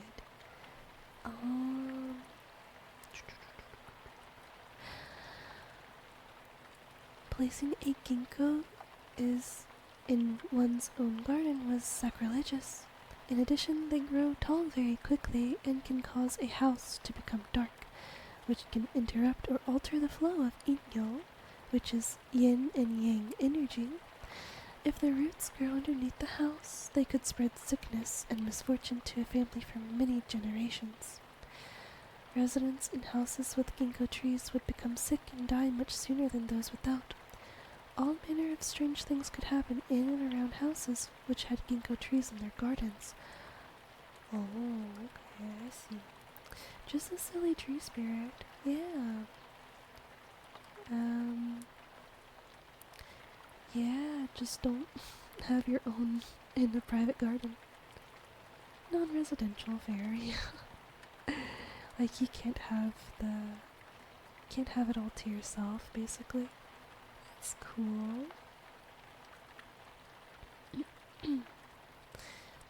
Yeah, I mean, I still like it. It's pretty cool. It's so freaking cute. Oh my gosh. I love it. Okay. Next random yokai. Oh, cool. It's a tengu. They're like half bird, half human. Yeah, the tengu. But this is specifically Tengu Tsubute, which translates to a stone thrown by a tengu. Oh, okay. They're heavily referenced in Naruto. Cool. The more I hear about like the yokai stuff in Naruto, the more I want to watch it. That sounds so cool. Like, appearance. Tengu Tsubute is a phenomenon where rocks mysteriously fall from the sky. It is most commonly encountered deep in the mountains. However, tales of rocks mysteriously falling from the sky are found in larger cities as well. It usually takes the form of a handful of pebbles or gravel flying through the air on an evil wind. However, from time to time, even boulders are blown about in this way. Interactions. People who are struck by Tengu Tsubute usually fall ill soon afterwards. Even those who merely witness this phenomenon often suffer misfortune. Hunters will not be able to find their prey, fishers will have a poor catch, and so on. Stranger yet, the rocks are often invisible. After they fall to the ground, no rock can be seen where one should have fallen. When they hit water, ripples and a splash occur, even though no rock is seen, and no matter how hard a person is struck by a Tengu Tsubute, no wound or mark is left on the body. Well, that's nice at least. No mark, no wound. Origin. Because these rocks fly as if thrown by from seemingly nowhere, this phenomenon is believed to be the work of Tengu or other yokai. Occasionally, mischievous kitsune and tanuki are blamed as well. Because Tengu hate the wickedness they see in humans, it is believed they throw rocks in this way to punish the unrepentant and to remind us to behave.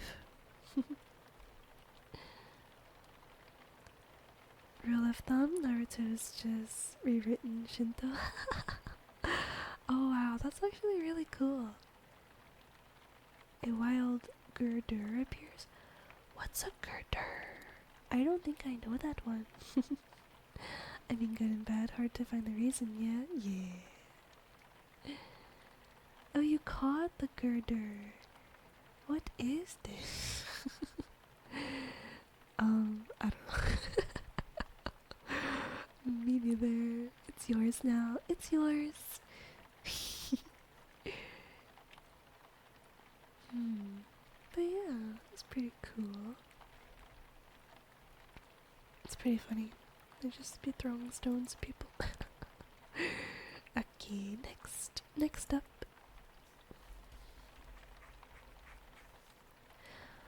Oh, Kurayaro. I think I read about this one last time. It's I forgot the word. It's the one that turns Itsuku Mogami. There we go. Itsuku Mogami. They turn when something has existed, like a instrument or an item. When it has existed for so long, it eventually gains a soul. That's so cool. It looks cool, yeah. We could go on for hours about the references to mythology. Oh, please do. I like learning about it. Quite the concept, yes.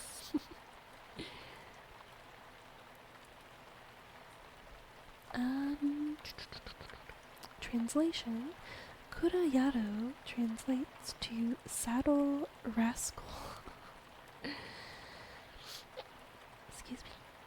appearance. Kurayaro are saddles whose masters have been slain. They take on lives of their own and act like warriors. Legends. The most famous Kurayaro was once the saddle of Kamata Masakiyo, the first and foremost retainer to Minamoto no Yoshitomo, general and head of the Minamoto clan. After losing a battle during the Heichi Rebellion, which was 1160 CE, he and his lord fled from Kyoto, but they were betrayed and murdered by an ally. Kamata Masakiyo's wrath at being betrayed remained after his death and became attached to his saddle, which transformed into a Tsukumogami. Afterwards, his saddle would pick up sticks and prance about like a warrior, fighting everything it could. Even after his death, Masakiyo's weapons were loyal to his cause. References in quotes, because some of it is literally, here's the Shinto tale, but with ninja. That sounds cool, though. I don't know why I've never given Naruto a chance, you know? I kinda really want to now. And I don't want to spoil too much in case you want to watch or read it. Yeah. Okay, I think I'll just have to read or watch on my own time. But yeah, the anime pacing can be a bit of a mess. Oh no. I mean, that's okay. I'm kind of used to some animes being like not exactly like the manga, and that's fine. It's okay.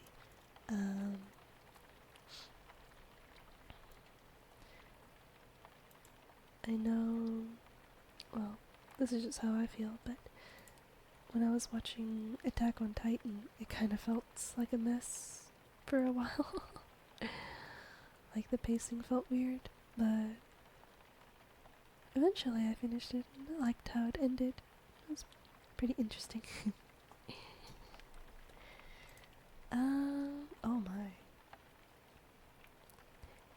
Tengubi. That's fun to say. Tengubi. AOT kind of was just doing its own thing for a bit. Yeah, it was. It really was. Is that fire and water? Fire and water? I'm dead. Yes, it is. The mysterious Tengubi. How did you do this? What an accent on that. Oh, were you not quoting that one person? Oh, I forgot her name though. Oh man, I forgot. Oh my god, I thought you were referencing what an accent on that. Hold on before I look crazy.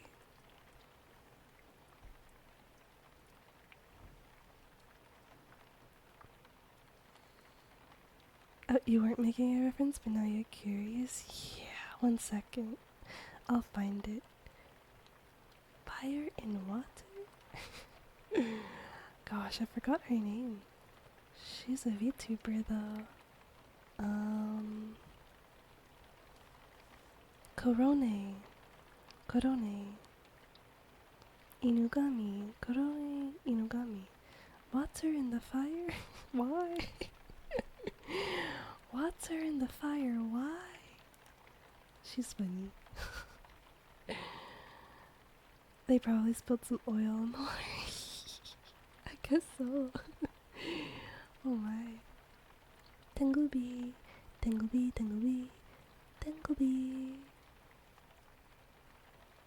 It was Mario, right? With the fire bars. And thank you so much for the follow, Frey Dorciel. I hope I said that right. Thank you. Please enjoy your stay.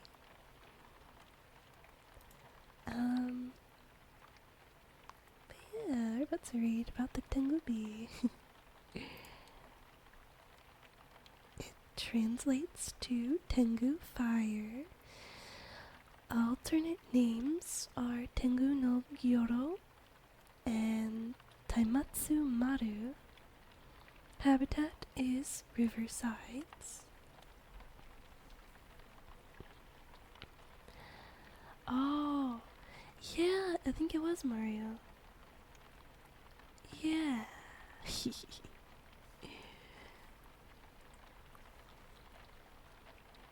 I was like replaying the video in my head.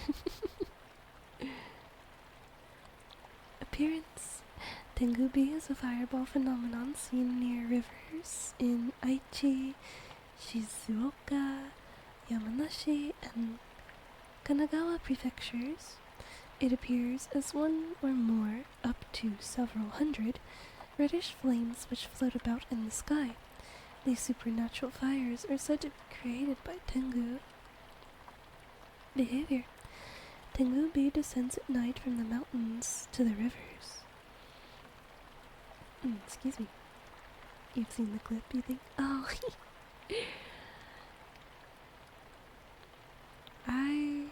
I think I saw the animation before I saw the clip. The animation's really funny too. It was just like a short, 10-second, 15-second animation. Really silly.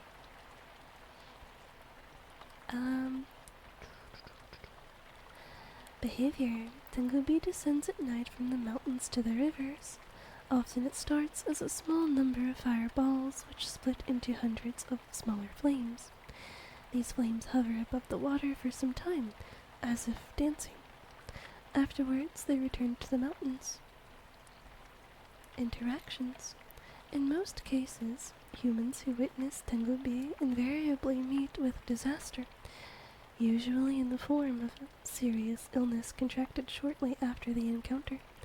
Because of this, locals who live in areas where Tengubi is commonly greatly feared this phenomenon.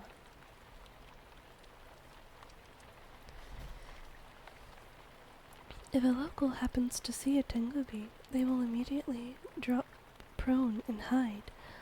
Oftentimes, they will cover their heads with their shoes or sandals.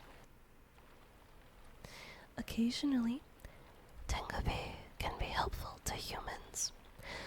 During times of drought, it was common for rice farmers to secretly steal water from their neighbors by redirecting water from the canals into their own fields during the night. This caused a great deal of conflict among the people involved.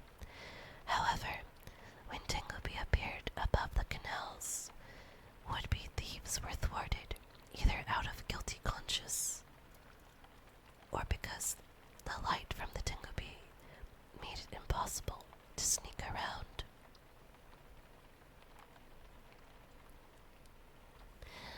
Origin. Tengubi is created by Kawa Tengu, which means river Tengu, who prefer the riversides over the deep mountain valleys where Tengu normally live. It is used by these Tengu to catch fish at night. For this reason, it is also known as Tengu no Gyoro, it means Tengu fishing. Toriyama Sekine included this phenomenon in his book Hyaki Tsurejor Bukuro under the name Taimatsu Maru, Taimatsu meaning torch and Maru being a popular suffix for boys' names. He described it as not as a tool for Tengu to help with fishing, but as a way for them to hinder and interfere with the religious practices of ascetic monks. Legends. Long ago, Tengubi was frequently seen in the villages of Kuchisake City, Aichi Prefecture. One night, a villager was caught out in the mountains in a sudden thunderstorm. It was cold and too dark to find his way back home, so he took shelter under a tree and shivered. Before long, mysterious fires began appearing around him. Not only did they warm his chilled body up, but they provided enough light for him to find the road and make it safely back to his village. Oh, how nice. It was a common superstition in that village not to go outside of your home on nights when Tengobi appeared. If you did, it was said that you would be spirited away into the mountains. One night, a particularly full-hearted young man defied the superstition. He walked out of his house, faced the Tengobi, and called out, "If you can take me, come and get me." Oh, you did not just challenge the Tengobi like that, you crazy person. Suddenly, a large black shape appeared out of nowhere and grabbed the young man. It picked him up and flew away into the mountains. The young man was never seen again. Tengu seemed like decent spirits. Yeah. I think it's like, except when you do that. Right? I like it sometimes when one thing is considered, it can be good if it wants to be, or it could be evil if it so pleases. Those are more interesting to me. It makes them more, I guess, believable, because I feel like no being or life form is completely good or completely bad. Maybe some are more good than others, some are more bad than others, like wasps. Oh my god, I hate wasps. But yeah, it makes sense to, for them to have good and bad sides. Gives them a bit of depth. Exactly, yeah. I like it when they do that. Okay, Tengubi, you're a fun read. That's cool. Want a little challenge for Naruto? Sure, yeah. Okay, let's find our next random yokai. Oh my god, oh my god, it's Kuchisake Onna. I'm sorry, I need to calm down. I gotta calm down. Honey, my husband gasped with me across the room. It's her! It's her! Oh, yes. Find the Tengu. Breathe. I'm trying. Find the Tengu. Wait, Mime Jr. Oh, that's cute. Mr. Mime's kind of scary, though. Find the Tengu. Like, if I watch it, you want me to, guess who it is? I want to guess it's Sasuke. Like, right now, I haven't even seen it, but I want to guess that's who it is. Yeah! I would just think so because of, like, the dark hair and the, like, dark, like, aura. Makes me think of, like, a crow or a raven. Yeah, that's so cool. Okay, let's read. Let's read about Kuchisake Onna. Translation: slit-mouthed woman. Habitat is dimly lit streets and alleys. Diet is none, though she enjoys hard candy. Oh man, if I ever encounter her, all I'm gonna have in my pocket is a cat treat. Don't ask me why I carry around a cat treat in my pocket, I just do. So, unfortunately. Do you think I'm pretty? Yes. You can cut my face now, it's okay.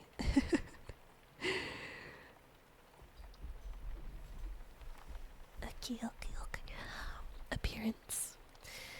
The Kuchisake Onna is the ghost of a woman who was mutilated and has come back to wreak vengeance on the world. Her name comes from the deep bloody gash which runs across her face, grinning from ear to ear. She appears at night to lone travelers on the road, covering her grisly mouth with a cloth mask, a fan, or a handkerchief. Interactions. Kuchisake Onna sneaks up on her victims in the dark and asks them if they think she is beautiful. Watashi kirei. If the victim answers yes, she pulls off her mask and reveals a red, blood-dripping, grotesque mouth. Then she asks in a grisly voice if they still think she is beautiful. Kore demo. If her victim answers no or screams in terror, she slashes him from ear to ear in an imitation of her own mutilation. If he lies and answers yes a second time, she walks away, only to follow her target home and slaughter him brutally that night. Origin. The spirits of the dead who were killed in particularly violent manners, abused wives, tortured captives, defeated enemies, often do not rest well. The Kuchisake onna is thought to be one such woman. However, during the Edo period, a large number of Kuchisake onna attacks were blamed on shape-changed kitsune playing pranks on young men. During the 20th century, the blame began to be placed on ghosts, serial killers, and simple mass hysteria. This resulted in an explosion of Kuchisake onna sightings over Japan. Over the years, clever young people claimed to have outsmarted Kuchisake onna by delivering quick, confusing answers or by throwing money or hard candy at them. This buys enough time to escape from the Kuchisake onna's wrath and lose her in the darkness.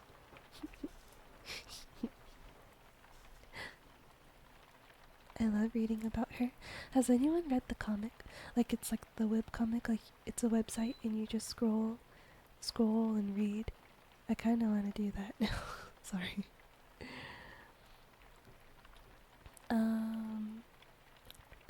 One single cat treat? Yes. Yeah. Why would I do that to you, girl? I don't know. I mean, I know you wouldn't, but I thought you were, like, pretending to be Kuchisake onna. Oh my gosh, why? Oh, that's why. Nightbot. Tell me why ain't nothing but a heartache. Got to have a cat treat, I guess. Absolutely. I now need to invest in hard candy. Me too. Can you please? Oh, read the web comic of Kuchisake onna.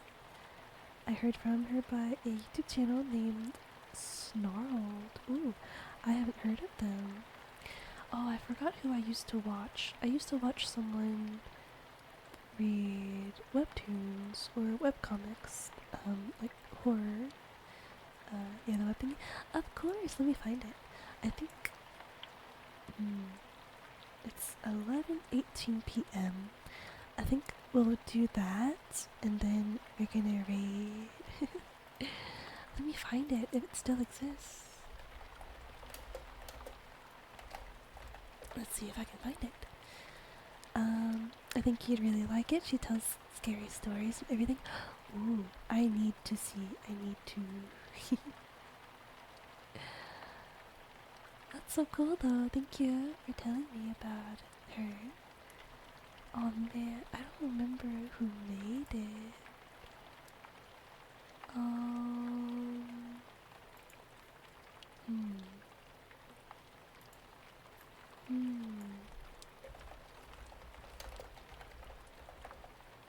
I'm searching.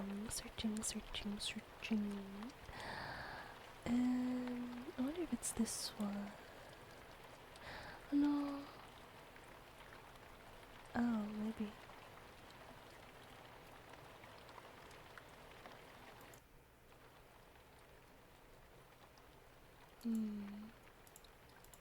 Let's see. Reddit, please help me. Reddit, give me the answer, please. Oh, thank you so much for my mailed onesie, Erobo. Thank you. Wait, is this really it? Oh my god, it is! I found it! I found it! Oh, Lamia, thank you for the hydrate reminder.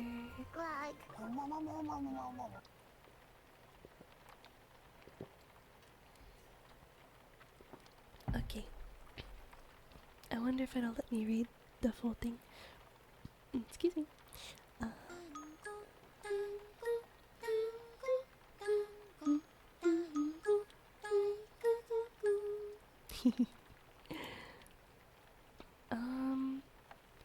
So this comic is... Oh, where'd it go? I lost it. Uh-oh. Sorry, 1 second. I think it... Oh. Thank you, Aiden. Yeah, I muted it just in case it's a lot... Like, I think there's sounds, and I didn't want it to, you know... I apparently opened the redeem train. Let me see. I think if I make it... Yeah, there we go. So it won't be so small. Let me see. Let me just go through real quick. See.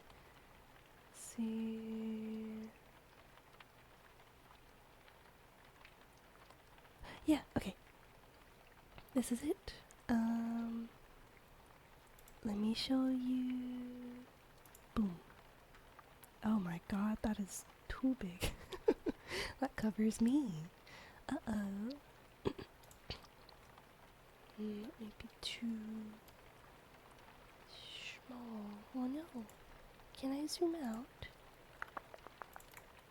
Oh. Might be good. Yeah. Large. Very large. Let me see.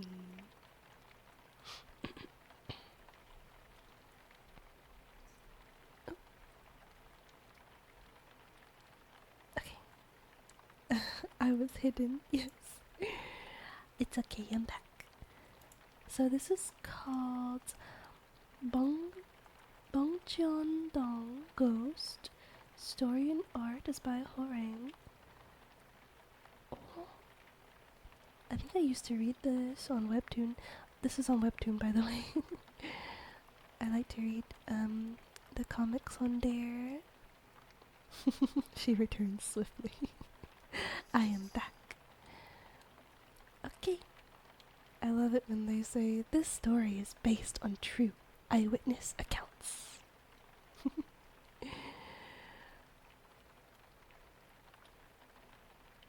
Can everyone see? Oh, let me... Wah, wah, wah, wah. Wah, wah, wah, wah, wah. Wah, wah, wah, wah, wah. Big and visible.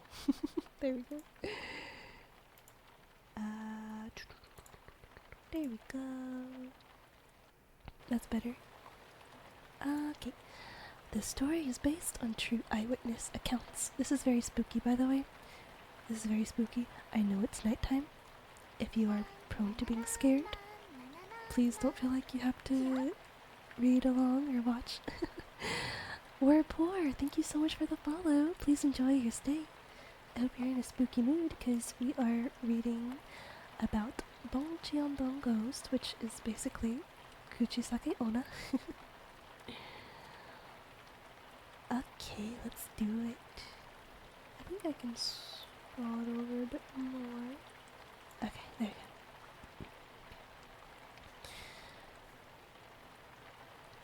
Oh my gosh! Wait, this is crazy. Wait, this is so crazy. It was around 11:20 that night. Guess what time it is? It's 11:24. It's 11:24. Oh my gosh. Okay. Sorry. It was around 11:20 that night. I was dragging myself home, exhausted after a tiring night study session at school. But there was no one on the street, which I thought was strange.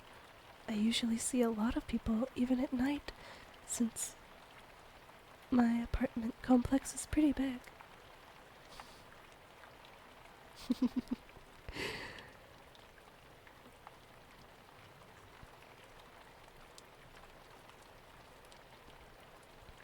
Anyways, feeling scared, I kept looking down on the ground while walking home. Suddenly, a shadow stretching towards me caught my eyes, although there wasn't anyone around me. I looked up to see who was there.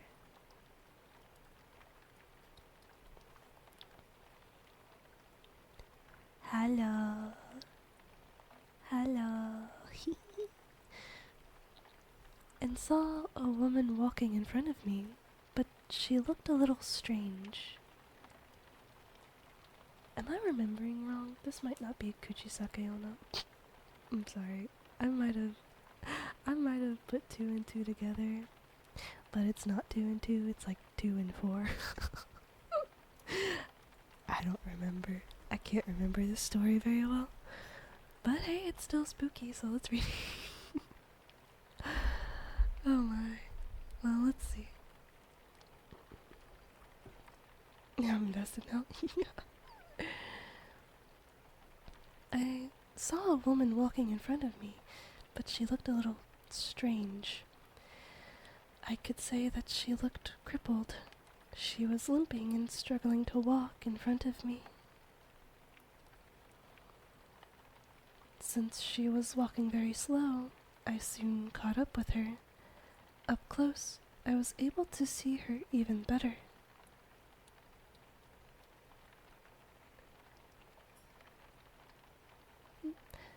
She was wearing dirty pink pajamas and looked as if all her joints in her body had been twisted.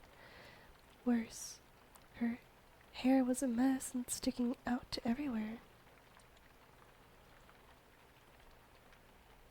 It seemed so weird that I stopped walking. I felt like I shouldn't get any closer to her, nor did I have the guts to pass her by.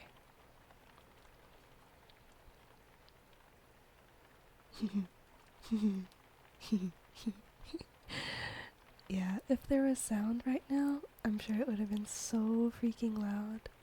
I'm glad I muted the tab. But hello there, you look spooky. Let's do it again, let's rewind. It's rewind time. Hi. Okay, goodbye. I can't believe this whole time I thought this was, oh my gosh. Anyways. Still spooky though, I love it. You know, people say that if you are really surprised, you can't even scream. That was right. I froze there, not being able to move at all. Where's my baby? My thoughts were racing to her question. Oh my god, I don't even know what I was thinking when I did that. It still gives me chills thinking that moment.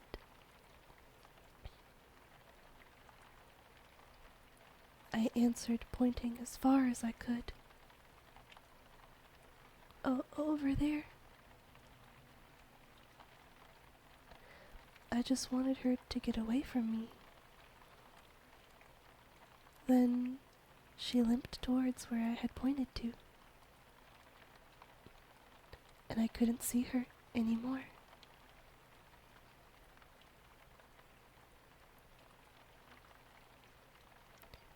Fearing that I might run into her again, I tried to turn around and leave that apartment complex. I could not think of anything but to get to a place where there would be people around. At that moment, she is not here. I heard her screaming from far away.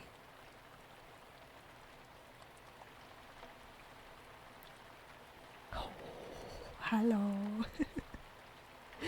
Rewind. Oh wow. Spooky.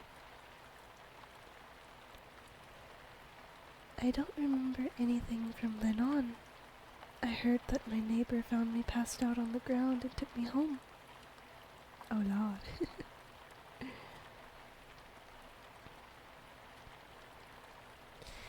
In 2007, at an apartment complex in Dongxiandong, Guanaguso, a 33-year-old woman jumped off the apartment and died on the spot. Known as Surname Cho, a divorcee due to her extramarital affair, she had lost her custody of her 2-year-old daughter and decided to commit suicide. After that incident, Cho was seen walking around that apartment complex several times. Oh my god. This person's comics are so good.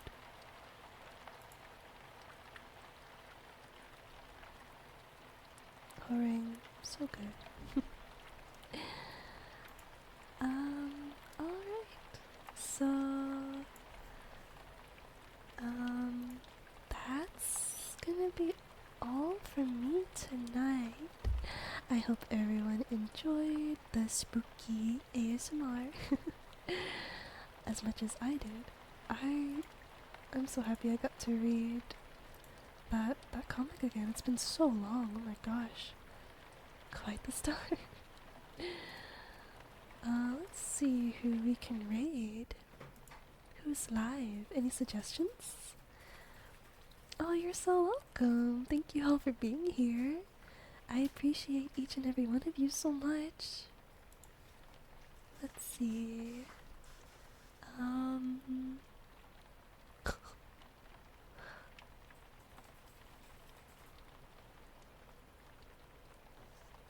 ASMR only? Yeah. Oh, I see what, yeah. I see who you're probably gonna say. They're not doing ASMR though. I think let's raid Kitty. Wait, no, not me. What? What the heck? You're silly. You're so silly. Okay, oops. Kitty was in here earlier, and since she supports such a small streamer as myself, I love to support her back. You know what I mean? So yeah, thank you all so much for being here. I appreciate all of you so much, so much. Oh, thank you for posting the Discord and raid messages. If you don't mind, if you would like to follow through with the raid, we do have raid messages if you would like to copy and paste those when we get over there. Oh my! Thank you so much for the follow, John R. Young. Please correct me if I said that wrong. But thank you so much for the follow. We're about to raid Kitty Be Silly. She does very relaxing visual ASMR and VR chat.